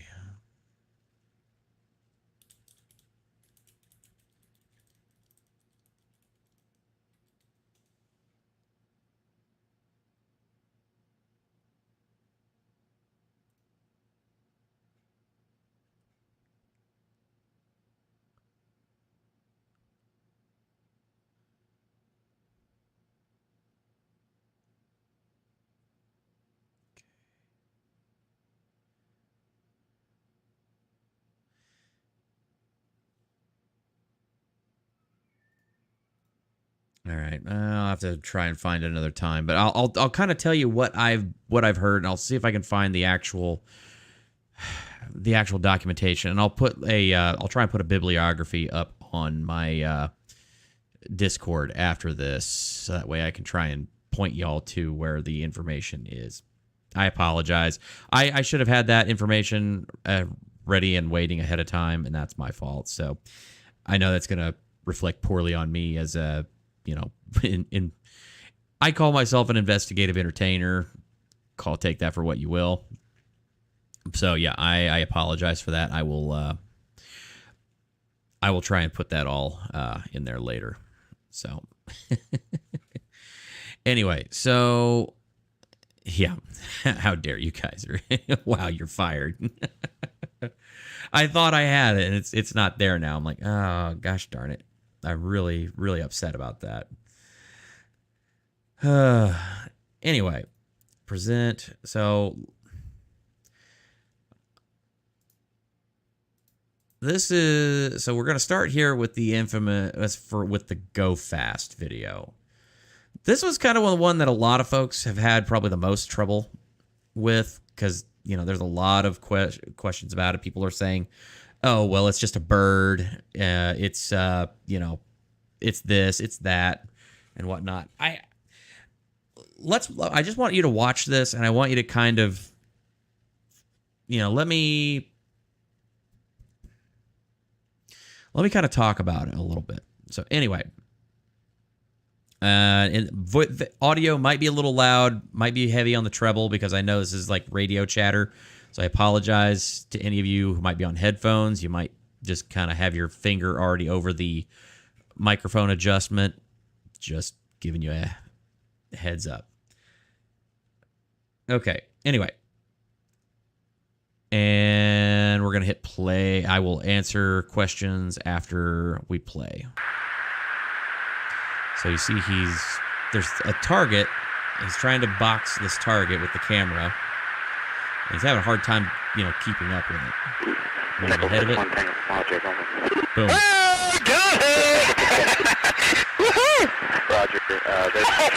So really what's happening there is that he's trying to basically do what's called a pixel track. So he sees these white pixels over this dark gray background, and he's trying to draw a box and grab those little bit of pixels so he can grab it, and the camera will then focus on that target right there.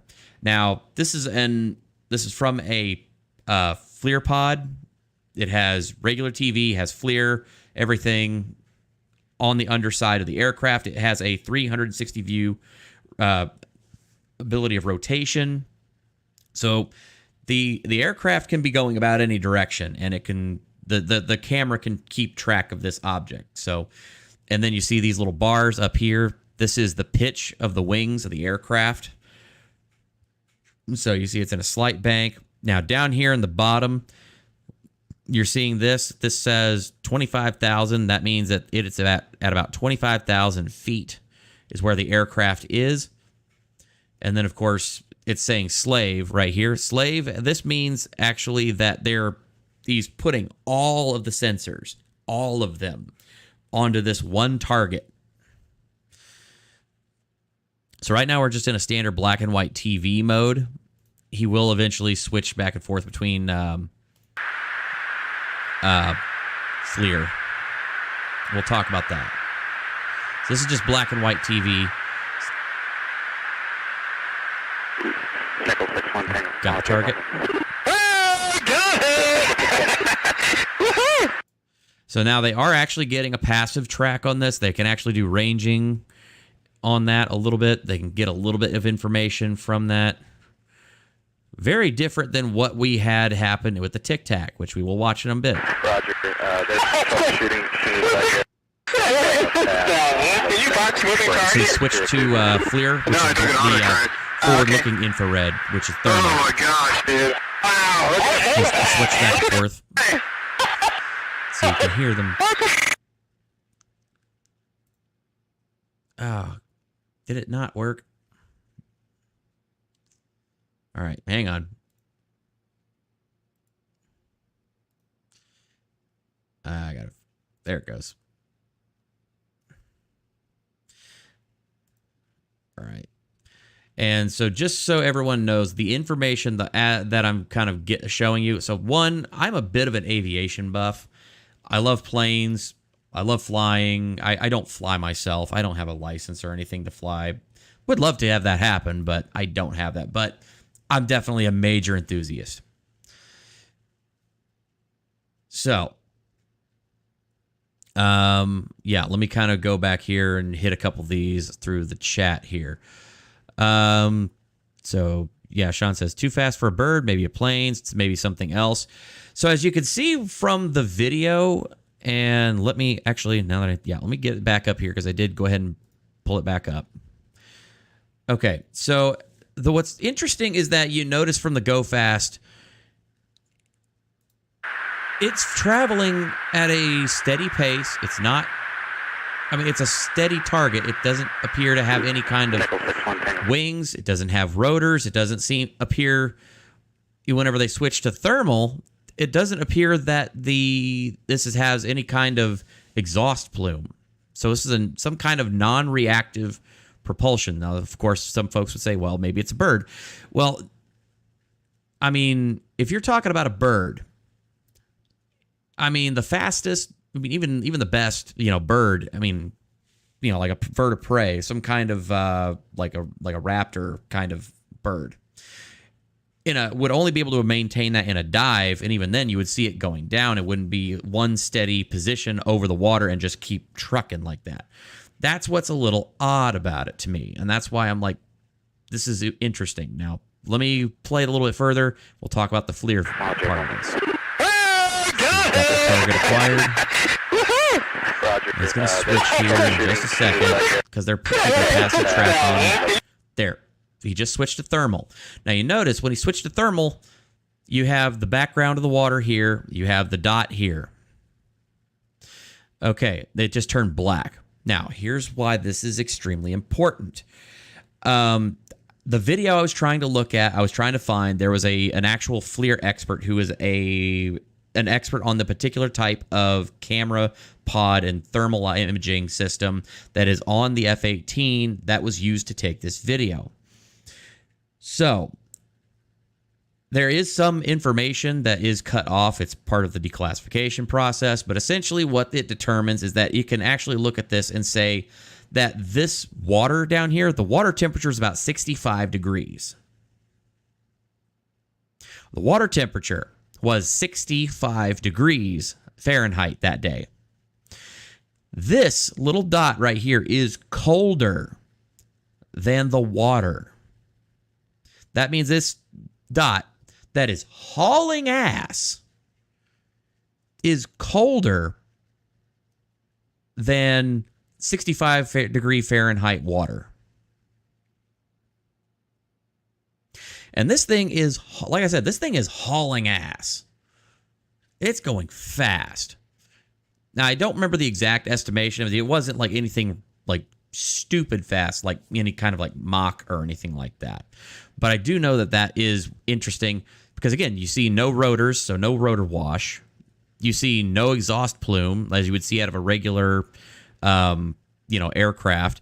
So, all of our aircraft are either referred to as they're called suckers or blowers. So either they blow air down to lift themselves up, or they suck air in and blow it out the back like a jet engine to propel themselves. That leaves an obvious heat source. This has no heat source. How is this thing staying aloft if it doesn't have a heat source? Okay. Xcomer, do you know how much a zoom that is? Because when I zoom in on things, small movements are large, etc. I don't know the exact zoom on this. I can tell you based on this, it is showing that, it is viewing this with the ranging, and it does have the altitude that the video was taken. That's about as much as I can give you on that. I don't know specifically. I apologize on that one. I'm glad I can explain these things to you because it's interesting. Let's say about 7.6 kilometers. Let's see. Let's say, yeah. Oh, that was thermal showing us black. That's really interesting. Yeah. So, yeah, it has zero heat signature. I was a firefighter, and we used thermal cameras to see if there was fire in the walls. So I had to learn what the different colors mean. Yes. Yep, mechanical engineering usually produces heat. As we're saying, this doesn't produce heat. Even if this was a bird, is there a bird that you're aware of in the animal kingdom that has a body temperature of less than 65 degrees Fahrenheit? Yeah, I don't think so. So it's not a bird then. They have high temperature due to the heat. It has like high energy burning. My parents are 41 degrees C, 105 degrees Fahrenheit. Yeah, that's about normal for parrots. AP, Futurama delivery ship, dark matter propulsion, and gravity around the craft moves, not the craft. Hold that thought, AP, because I'm going to star that one. We're going to come back to that. We're going to talk about a proposed theory. And we're going to come back to a little bit of testimony from a gentleman by the name of Robert Lazar. Okay, anyway. So that was the infamous Go Fast. Now, next up, we're going to show you the Tic Tac. Now, I apologize. They did mention in the hearing the original video. They don't have it, and this is actually not the best. This is the best quality that we can find out there on YouTube. It's a little blurry. I apologize, but you can still make out everything. So share this video. So this is the Tic Tac video from the 2004 Nimitz video incident. So again, we're looking through the camera pod on a F-18 Hornet. This is actually, according to David Fravor, he actually said that these were brand new Block 2 F-18s straight out of the Boeing factory in 2004 when this happened. So again, you see he's got all the sensors slaved onto this object. You see these vertical bars on the side. All the sensors are trying to get a lock on this thing and look at it. You have the telemetry that shows the level of the wings, the pitch of the wings. Down here in the bottom corner, you see this number right down here above the slider bar. That is the altitude right at about 19,990. And then you can kind of see some of the camera mode information down here. And then also down here, what movie they're in. They're in the black and white TV mode right now. Now, there's going to be some information that's going to pop up here. We're going to talk about that because this is very important. So there's no audio for this one. So we're just going to go ahead and talk about this. So yeah, a blurry video with UFO, that never happens. Well, okay. As Fravor has mentioned it, the original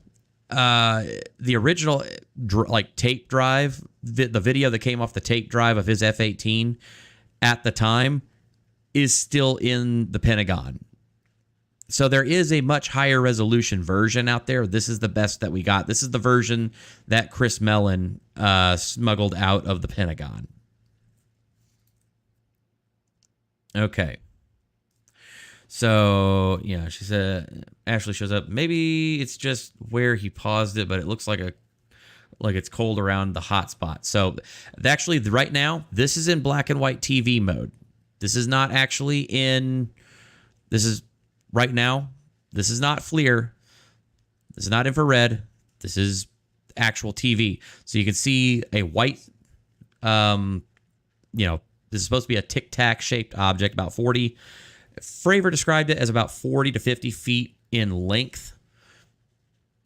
So we'll we'll just view this here. And now we're going to watch. It's trying to get more information on the craft. They're kind of bouncing between about 19,990 and 20,000 feet. Trying to zoom in. We're still in black and white TV. Now we're in thermal. So now he just switched to thermal. And so thermal has a little bit, it doesn't have quite the zoom that the regular TV cameras. He can get really close with the TV, but he can't get as close with the thermal without losing resolution. Okay, so we're just kind of sitting here watching this thing, just sitting there, loitering. All right, now, I got to find where it is in the video. Yes, right there. It just popped up. Right here, this is huge. Right here. So it's saying 99.9, range 99. So that what is saying, the computer is trying to get a radar ranging on this object that is just sitting there. And what is happening is that it's getting a return, but the return's all scrambled up and it cannot actually determine what it's looking at or get ranging on it. Why? This thing, this Tic Tac looking object, is actively jamming the radar of the F-18. This thing is actively jamming their radar. So they cannot get ranging on this thing and cannot get any kind of a lock on it. Now, mind you, these F-18s were unarmed. Just want to make that absolutely clear. They were on a training mission. They were actually out doing workups. They were just trying to do some mock dogfighting. They weren't actually doing real dogfighting. So none of these F-18s were armed, but they are still trying to get a lock on radar so that way they can get telemetry. They can get information data as far as sizing. The sensor suite on an F-18 Hornet is incredibly sophisticated, even in 2004. Now it's even more crazy. So yeah, now we see the object is switched to thermal and it's colder. Again, this object with no exhaust plume, no rotor wash, no nothing, is colder than the water. And about that day, it was in November of 2004, off the 60 miles off the coast of Ensenada, California. When this happened, water was perfectly calm. About, I think, if I remember correctly, I think they said somewhere, water temperature was somewhere around, I believe, 80-ish degrees. I can't remember. I'd have to double check that one, but I think I remember something about that. But yeah, it's just kind of sitting there, loitering. They're still trying to get ranging and estimates and data on it, and it is all of the sensors on the F-18 are linked and trying to get a lock on this. And they're switching between different camera modes, trying to get as much data as they can.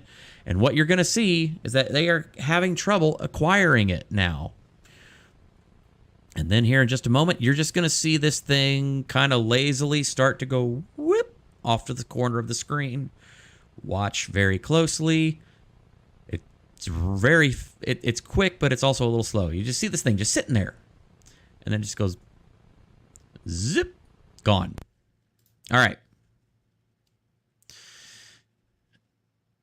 Again, let me express to you what is the gravity of that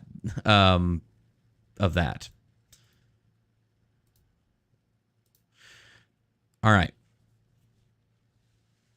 So again, as I mentioned, the F-18 Hornet, especially these that have this undermounted camera pod, these things have a 360-degree, rotating camera that can track anything from anywhere, and it tracks quickly. The jet could literally be making a banking high G turn, and this camera would stay locked on that point and would not move. You wouldn't even know the aircraft is turning, other than these little two bars up here would be looking like they're going sideways. But it would not distort the video because it would still be stuck on that. All the sensors on that aircraft are fixed on that point. Now, that's important to note. That is hugely important to note. That means that this aircraft, this F-18, could be flying at this thing full afterburner, or could be flying away from it at full afterburner, and you wouldn't be able to tell a difference on that screen because it's literally going to keep a steady lock on that one point in space. And what happens right here at the end of the video, there's a little bit of distortion, and then, yeah, see, that's the TV version. You can see more of the tic-tac shape, and then it's just going to sit there and go zoop.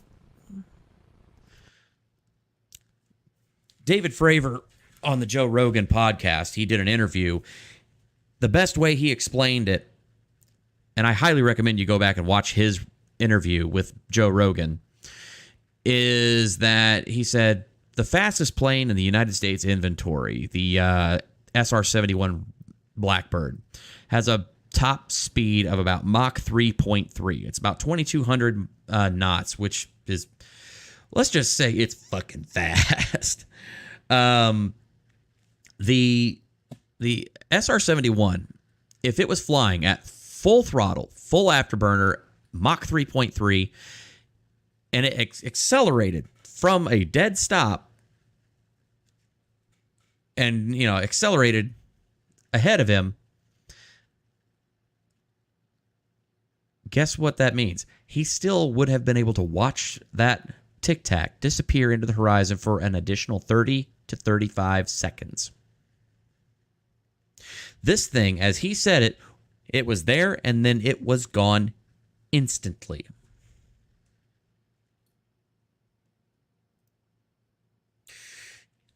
That is technology. That is a speed that we don't have, and we don't have the capability of, because if you're accelerating from basically nothing to poof, gone,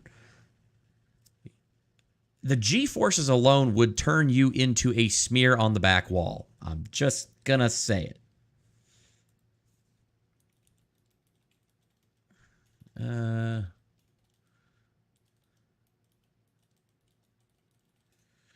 me see if I can find a quick version of...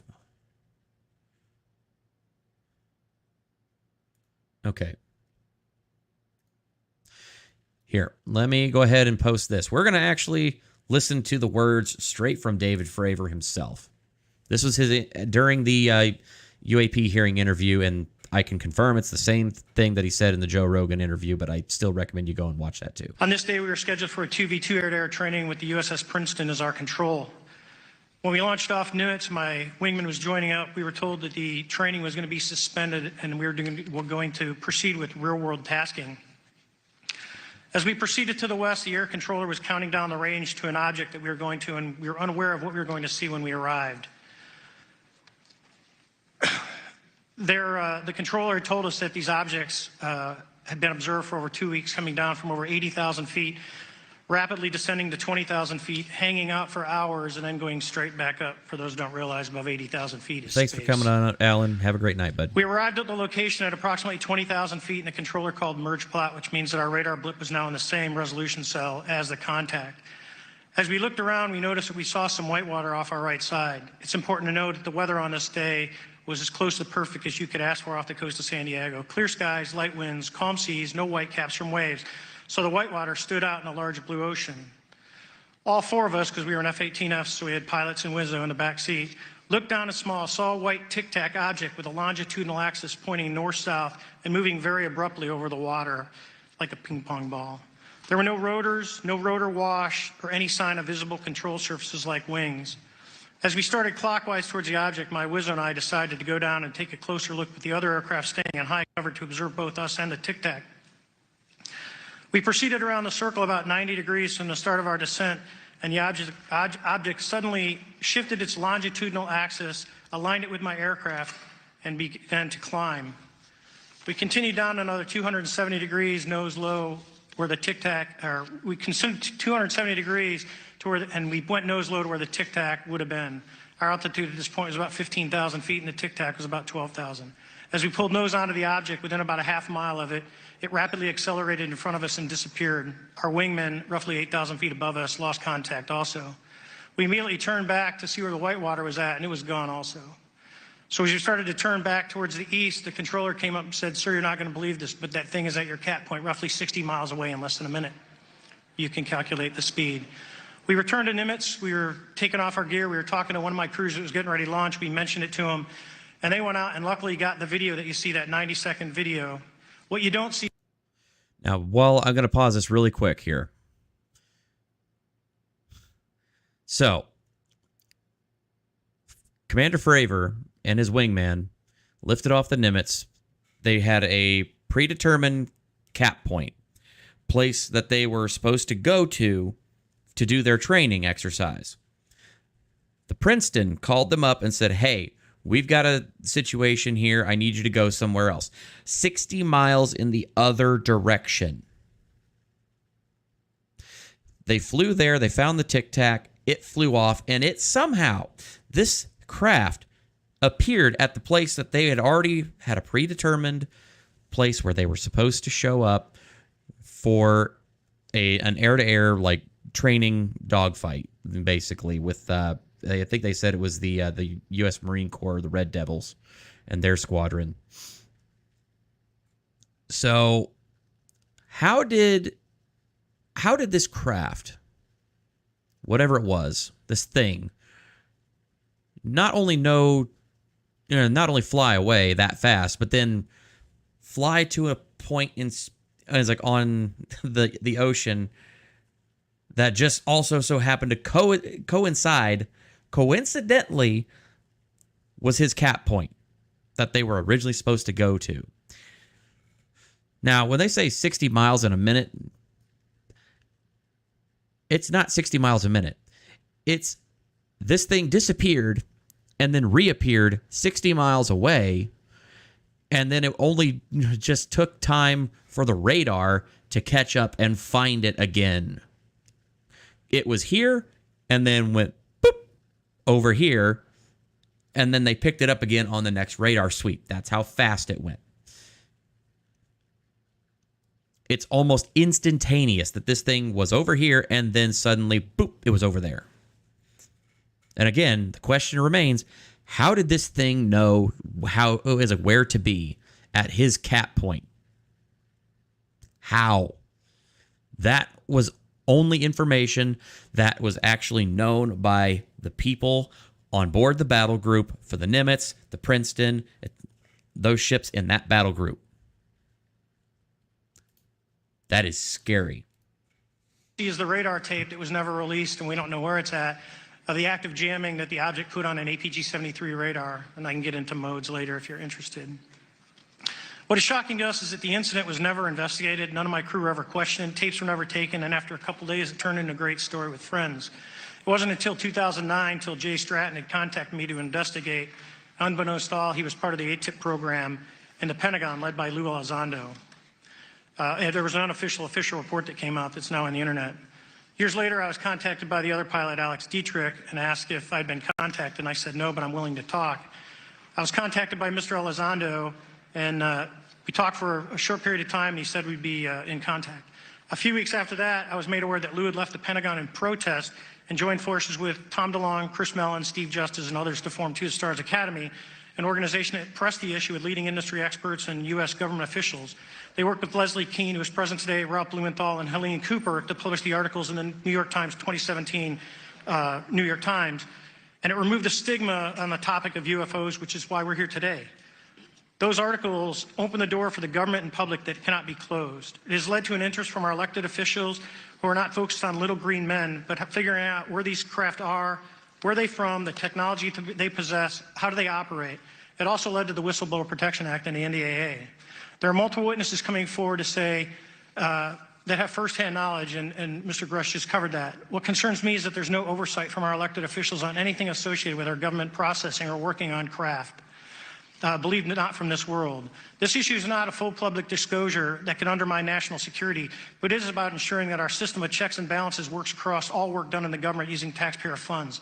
Relative to government programs, even unacknowledged WAVE programs have some level of oversight by the appropriate committee members in the House and Senate, and this work that is said to be occurring from whistleblower testimonies should not be exempt. In closing, I would like to say that the Tic Tac object we engaged in 2004 was far superior to anything that we had on time, have today, or are looking to develop in the next 10 years. If we in fact have programs that possess this technology, it needs to have oversight from those people that the citizens of this great country elected in office to represent what is best for the United States and best for the citizens. I thank you for your time. Thank you for watching. That's the testimony of David Fravor, who explained in his own words what he saw.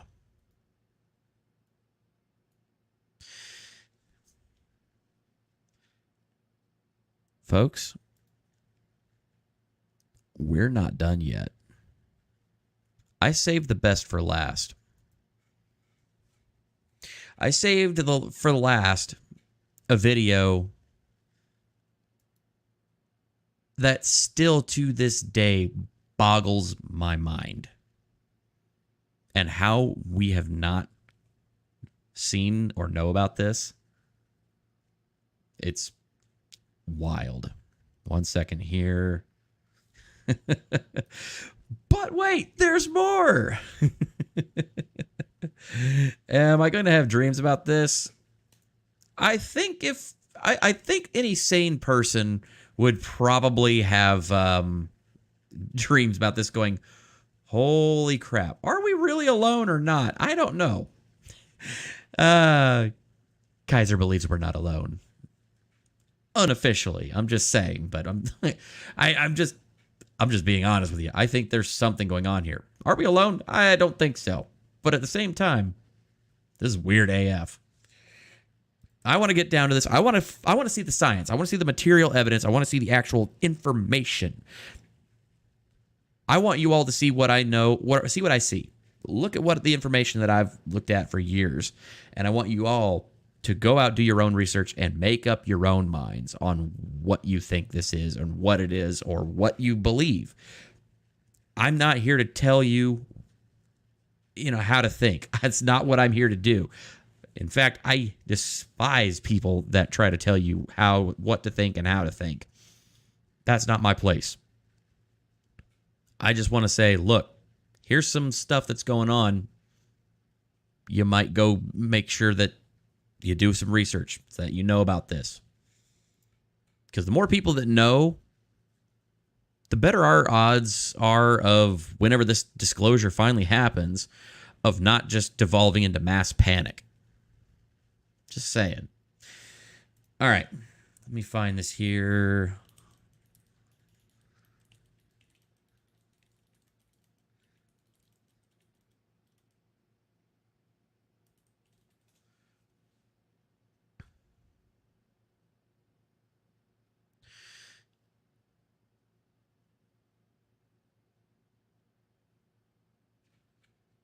I'm trying to find. I think this might be it.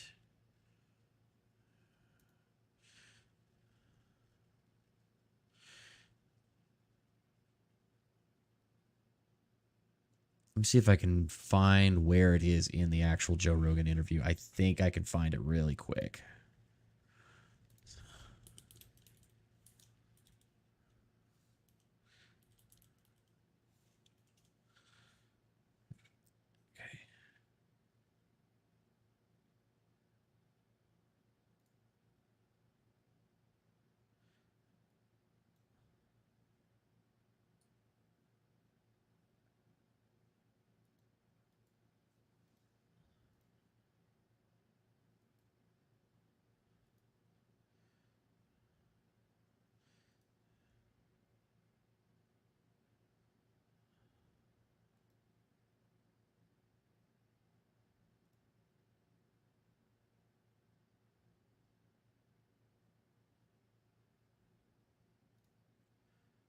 Let's see.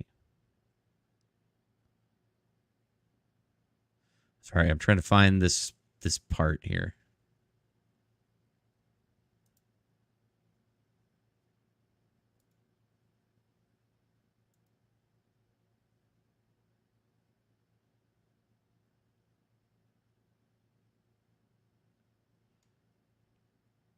Okay.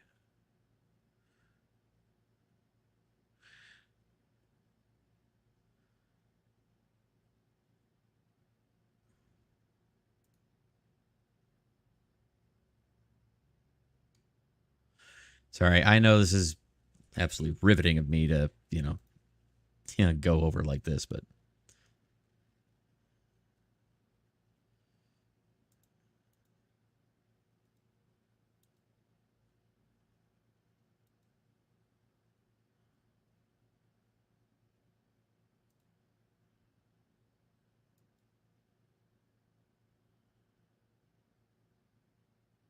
hang on. Here we go.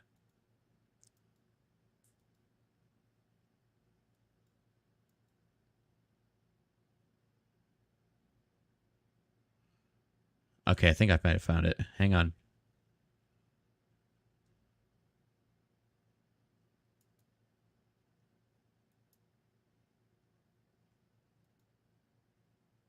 Okay. I think this is it. We're going to go ahead and we're going to just try and roll it here.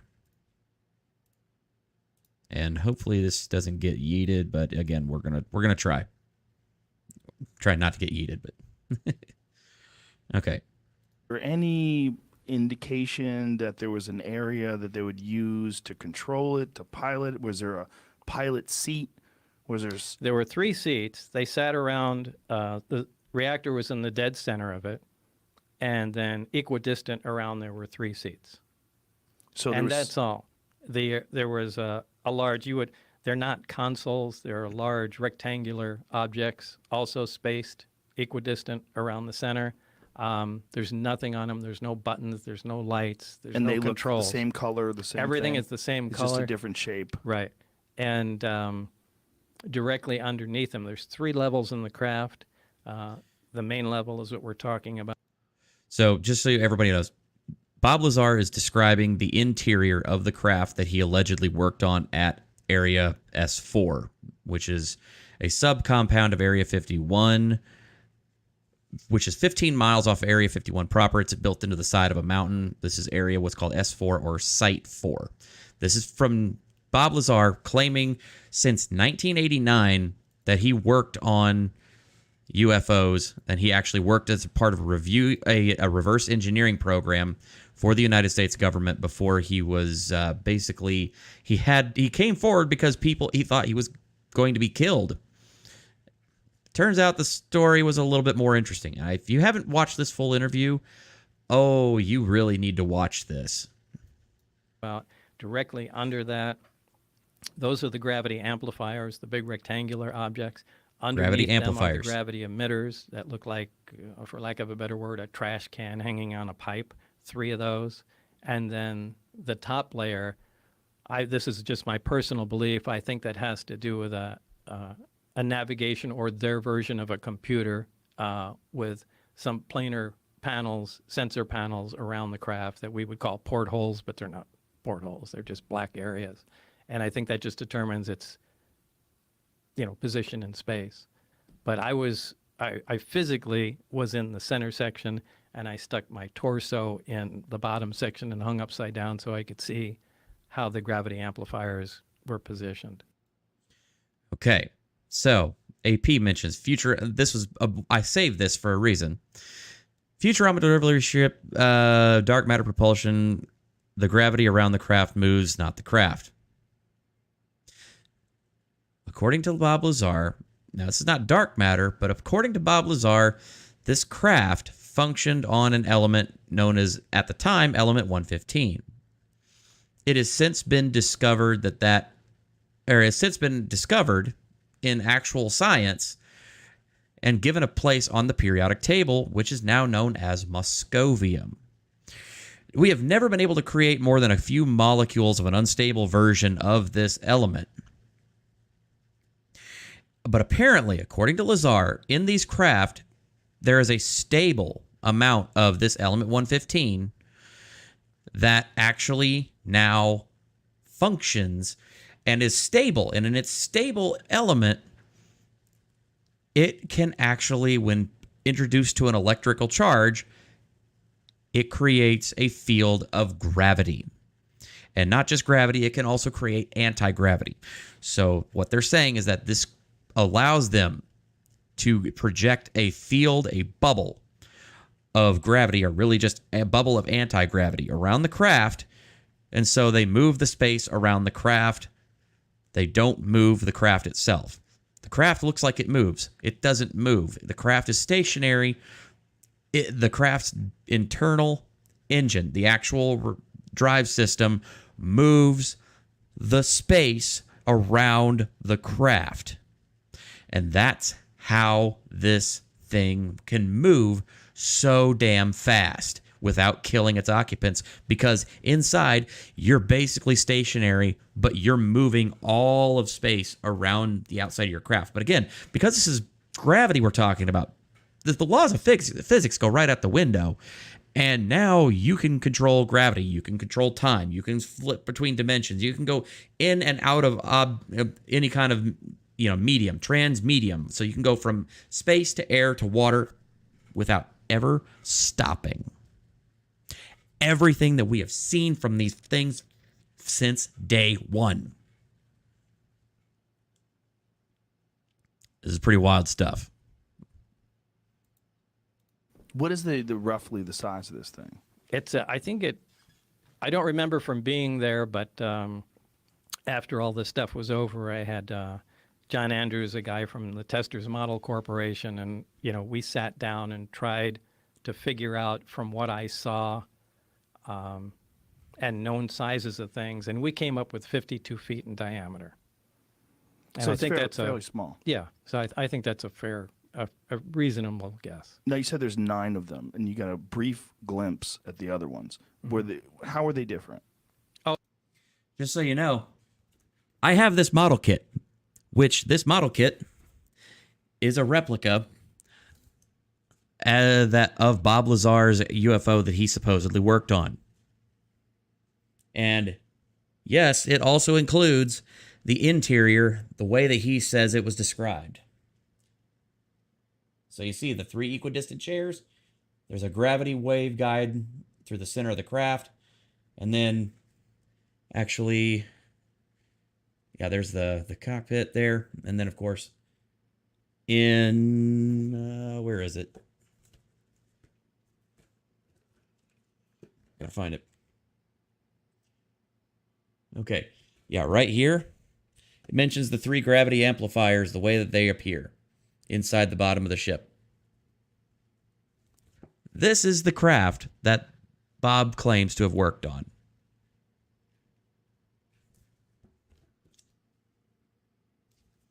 He also referred to it as the sport model. Call it that. Based.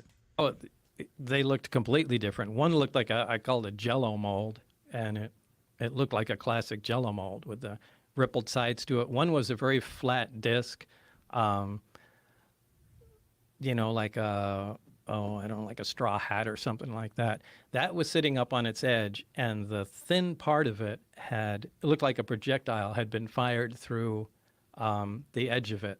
So I don't know if they were attempting to see if the metal could be penetrated, or if that's where the thing came from. Maybe it was shot down. But that was the only one where I saw there was, actual physical damage to it. And Okay. that one was roughly the same size? They're all... Hang on, let me see if I can skip ahead a little bit, because I want to see if when he gets into like how this thing flies. We'll guess. No, you said there's 9 of them, and you got... I don't remember from being there, but after all this stuff was over, I had John Andrews, a guy, a Jello mold with the worldly craft. Your goal is to try to figure out how this thing functions.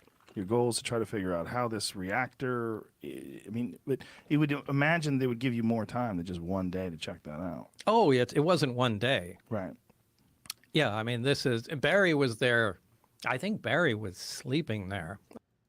Skip ahead. No. So, I assume you're working normal days, like an 8-hour day? No. No? Okay, and... All right, well... He goes into more detail about it. Let me go ahead and get onto this, so... All right. We're approaching 3 hours, so that's why.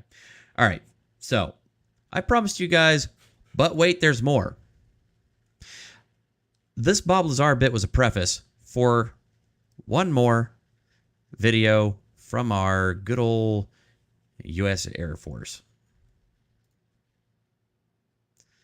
This is known as the gimbal footage. Ryan Graves, the other witness at the hearing, this was the video shot from his F-18. So it was, I believe, him, his rear seater, and then, yeah, they were looking at this object. This is off the coast of Jacksonville, Florida in 2015. Only 7 years ago. So, let me explain what they're kind of looking at here. So they're flying at about 25,000 feet. They've got all the sensors locked onto that one point. And then, of course, they're currently in, as I mentioned, the black and white TV mode. They're going to switch back and forth between FLIR. This object is sitting there, stationary. And apparently, according to the actual story that has been released, the actual testimony, this thing had been spotted on radar lurking and just loitering in this one spot for over 11 hours. There is not a single plane, helicopter, piece of military equipment that can hover stationary for 11 hours, let alone do that in 120 knot crosswind from the west. Yeah, there was 120 knot wind at 25,000 feet when this was blowing, or when this was happening. And this thing, despite this 120 knot wind, knots to miles per hour, 120 knots is 138 miles an hour. So almost 140 mile an hour winds, hurricane force winds up here, 25,000 feet. And this thing is sitting perfectly stationary.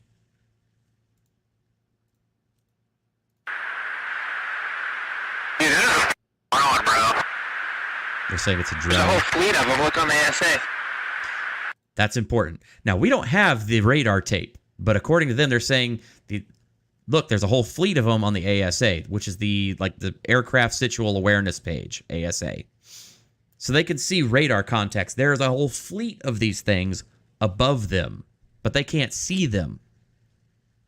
But they can see this one object. And watch what the object does. Oh my gosh. They're all going against the wind. The wind's 120 knots to the west. Look at that thing, dude. They just switched over to the thermal. So yeah, again, you notice that this object is cold.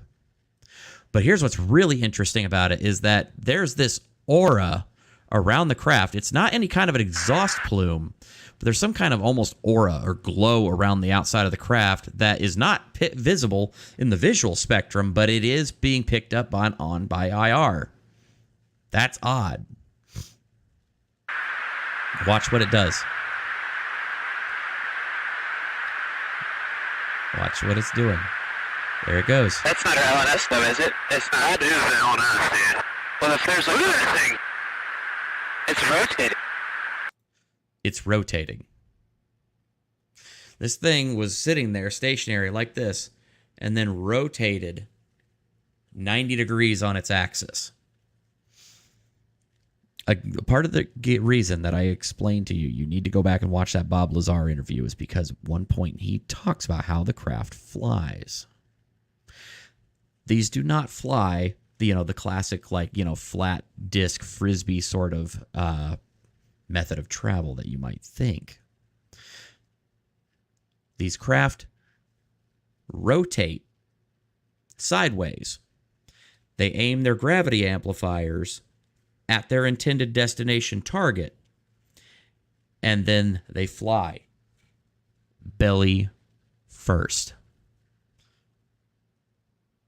Bob Lazar was talking about how that was one of the things that these craft did that was just beyond understanding. And there are multiple eyewitness accounts over the last 50 to 70 years of craft doing very strange things like that, and a lot of ones. There's actually a really cool one I would love to talk to Ozzy Overlord about because it happened in Australia. It's known as the Westall School event in 1964, where a UFO apparently landed on the forest outside of a soccer field on a school grounds while class was in session, and a bunch of the kids ran out to go see the UFO. The adults saw it too. There was over 300 eyewitnesses to this UFO event. And one of the crazy things they said is that at one point it rotated and then landed, and there were actual beings that were spotted by the children. It's a famous case. Highly recommend, if you get a chance to, definitely go and watch the documentary The Phenomenon from 2020 by James Fox. Amazing documentary. I have a copy of it. If I can figure out how to make it play one night, I'll be happy to do a Discord movie night of this documentary because it is really fascinating. But again, That's just one case. I mean, oh God, I could even tell you about the aerial school in Zimbabwe from 1994, where another UFO landing took place, and there were about 70 children eyewitnesses that actually apparently had telepathic communication with an entity that they actually saw get out of the craft. And 20 years later, all of them on the documentary come back to tell their story, and they've all moved on. They've all gone to different corners of the world, but all of them return, and their story is exactly the same. And it's incredible. It's unbelievably wild. So, yes, that is one I would love to do a movie night of. But yeah, so what we're looking at here with the gimbal footage is exactly what Bob Lazar was saying over 30 years ago. And now we see it off the coast of Florida in 2015, captured on a fighter jet's camera. Yes, please explain. Someone, please, for the love of God, explain to me how this is just a distraction, an obfuscation, how this is somehow fake. I don't know. And these pilots that saw this, a lot of them, risked their careers by even coming forward. Ryan Graves on the UAP hearing explained that about 95% of UAP encounters in the skies go unreported. 95%. And he has still maintained a close contact with a lot of folks that are still flying and in our military today. And even them, they say these things are spotted daily. These are spotted daily in our skies all over the United States.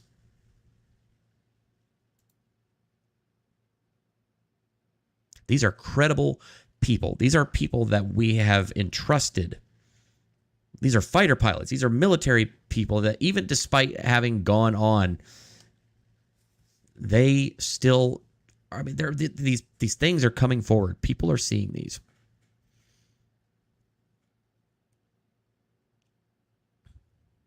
Yeah. Coming to a YouTube near you, Florida alien. Yep. Daily. Wow. Yeah. Ryan Graves testified to that fact at the UAP hearing. If you haven't watched my coverage on it, I highly recommend you go back and watch it as well. Because I watched it start to finish and got to hear all of it straight from the horse's mouth. So again, when folks say, maybe there's something going on here, maybe this is a cover-up, maybe this is this, maybe this is that. Again, as I said, I don't know if it is or it isn't. But what I can tell you is that we have an overwhelming body of evidence that there is something that we don't understand, and it is in our skies, flying around with impunity all across the world, not just in the United States. These things are worldwide, and they are being spotted now daily.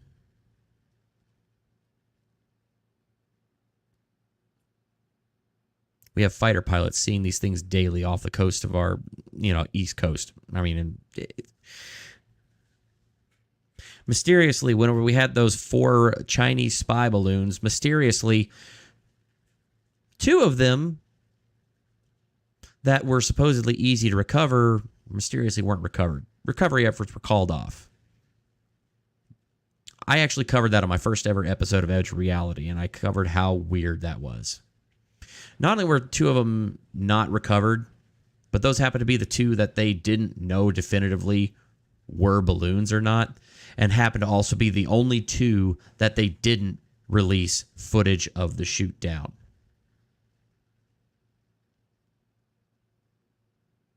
Conspiracy theory? I'll get my tinfoil hat.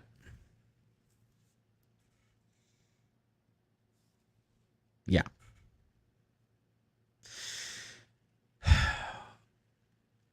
So again, I just hope I can make this abundantly clear.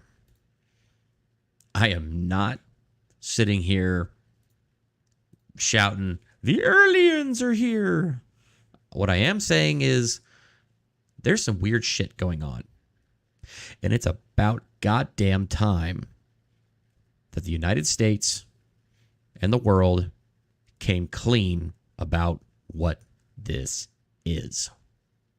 Definitively.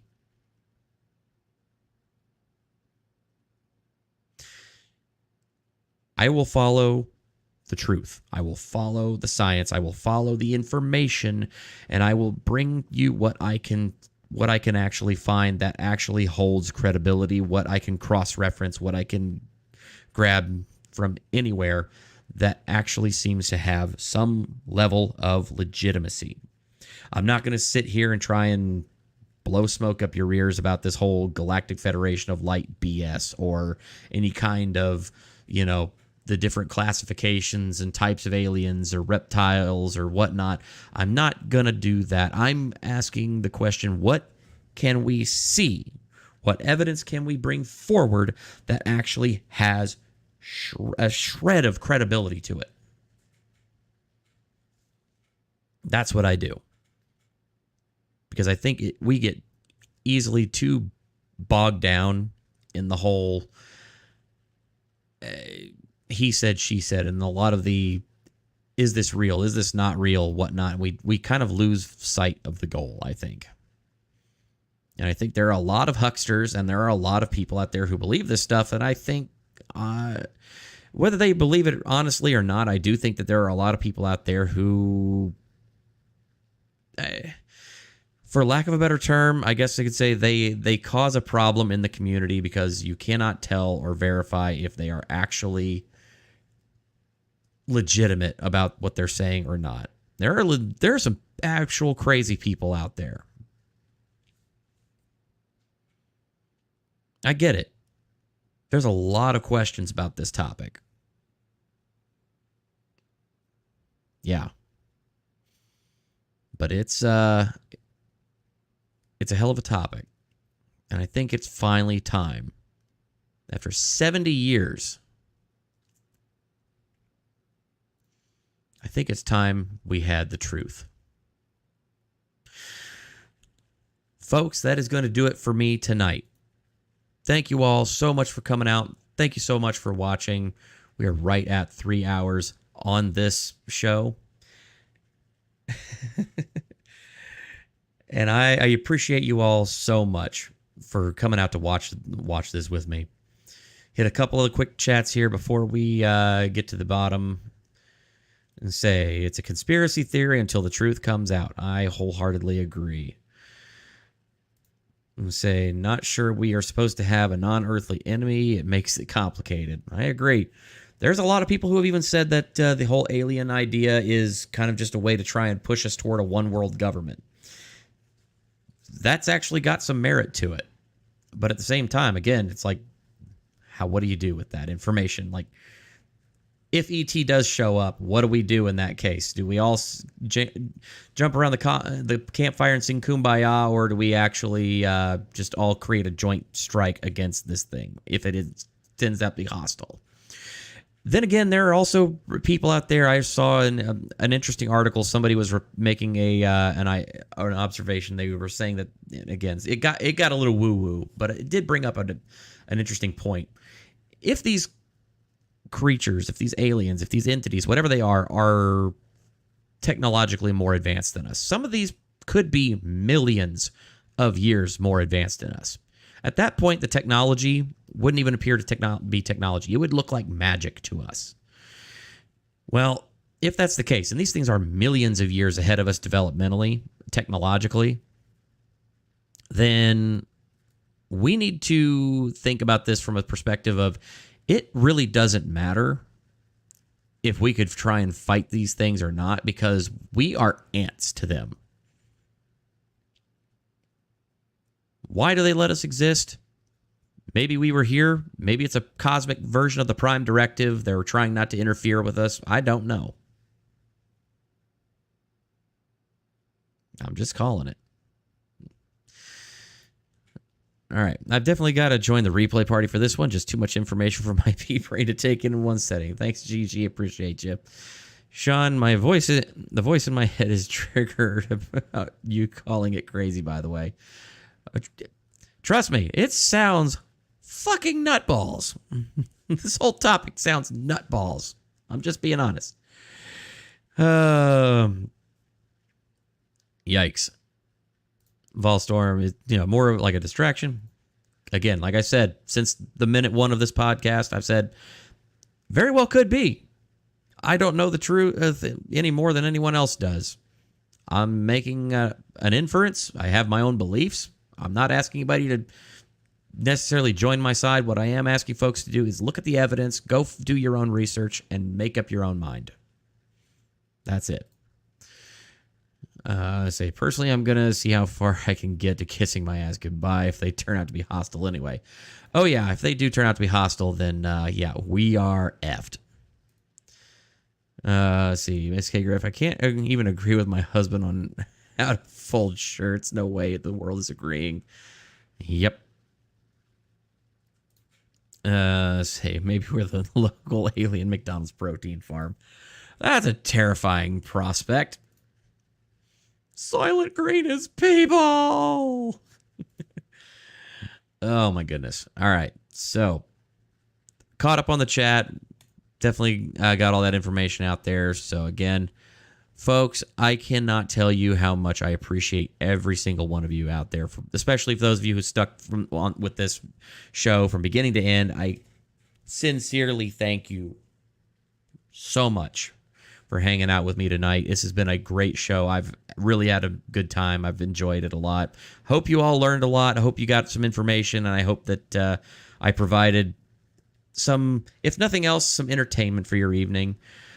But I definitely want to say that we have got some cool stuff planned going forward. So tomorrow, I do want to let you all know, tomorrow, Thursday, 8:30 p.m. Eastern Standard Time, I will be doing Real Talk Live. I'm going to be doing a show talking about the kind of the current situation and the decline of Disney and all of its subsidiary brands, Marvel, Lucasfilm, etc. We're going to be talking about all of that and kind of where things stand, especially in the current world that is with the WGA and SAG after strikes. It's going to be a wild time. We're going to sit here and play our violins and listen and watch as Disney burns. I have thoughts. It's going to be a good time though. So definitely, if you can come on over and join me tomorrow night, 8:30 p.m. Eastern. We're going to do that a little bit more lighthearted and interesting as far as just kind of day-to-day life is concerned. And so then also, let's see, as far as my schedule goes for the rest of the week, I do know that there is some stuff being planned.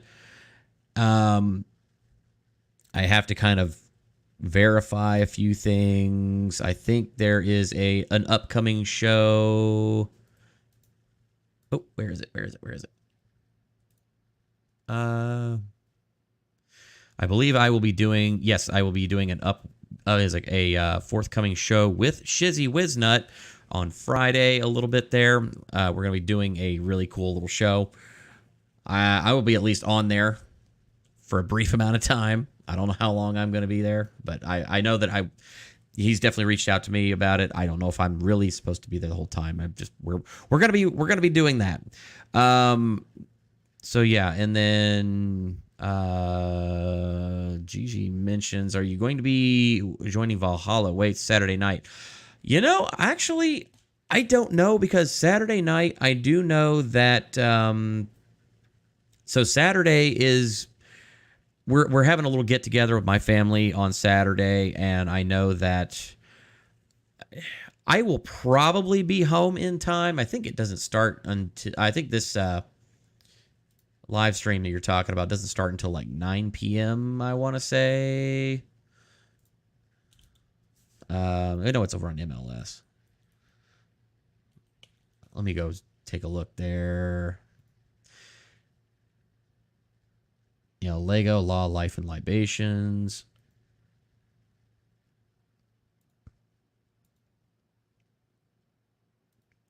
Okay, yeah, it's coming up on Saturday, 8 p.m. Eastern. I might be able to make that. Now, I have not been invited, obviously, but anything could happen. I'm not going to sit there and, beg to be led on or anything like that. That's Dave and Valhalla's choice entirely. But hey, I'll be happy to go ahead and break out the old the mat, work on the Saturn V a little bit if I need to. Because once I get the Saturn V that I've been heckling on for so long, guess what comes next?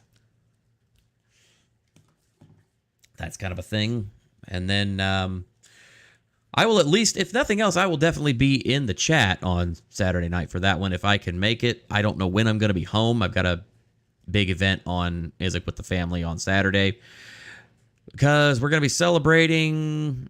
My family, we kind of call it our holy month because we have all of the birthdays jam-packed together.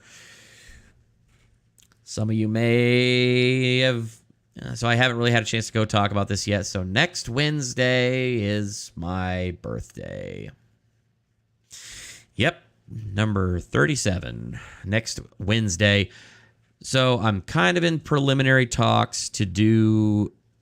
I think there's I'm in preliminary talks to kind of do another show, I believe, I know there's one we're talking about doing on Saturday of that weekend, maybe that, if not that, Sunday, doing some kind of a birthday stream at some point, either Saturday or Sunday next weekend. So I know that there are 2 streams coming up that I will probably be on next Saturday. So set your calendars on that one. And then, of course, one of those 2 will be my birthday stream. And I will send, once I get information nailed down, I'm working on it with Shizzy right now. We'll get information out to whoever needs it. So I'm probably talking way ahead of myself. But, I love Shizzy, and I'm so excited for this. I've never had a birthday stream before or anything like that. And I'm not used to people celebrating my birthday. I'm kind of usually the one that gets overlooked in the family a lot. So I'm really looking forward to it, and especially with this bunch of y'all are a big part of my, I guess you could call it my YouTube therapy group. Anyway, all right, I think I've stalled for enough time as I can right there. Anyway, we have come to the end of the show. Thank you all so much for watching. Please definitely go down there, hit that like button. If you're new here, hit that subscribe button. I have officially hit 500 subscribers, and I need a big favor of all of y'all. If you haven't already done it, again, subscribe and hit that notification bell so you know when new content goes up. But also, please do me a little tiny favor. Go on down, put one of my streams on in the background, let it run. Do whatever you got to do. Try and help me get a little bit of watch hours up so I can hit that monetization. I need 1,000 hours more of watch hours to hit monetization. And huge thank you there. And say I appreciate it. Yeah, there, Feral Housewife. Congratulations on 500. Thank you. Oh my goodness. So yeah, it's a thing. I'm really hoping to get that going as soon as possible. Yeah, I mean it'll happen eventually, but I mean, if y'all could help a little bit there, I'd appreciate it. Anyway, that's all for me tonight. Thank you so much for watching. I love all y'all. Have a great rest of your evening. Peace. You ever wonder why we're here?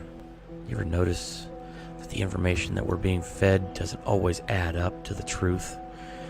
Do you ever look out your window at night when the rain's falling down?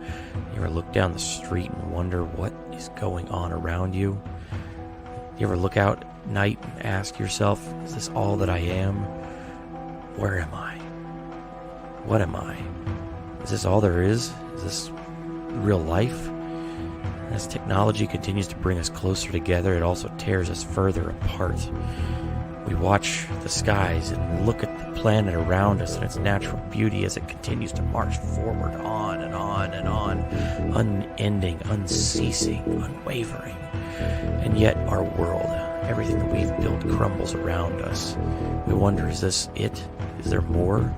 There's got to be. We search. We want to learn. We want to understand. We want to see all that we can see, know all that we can know.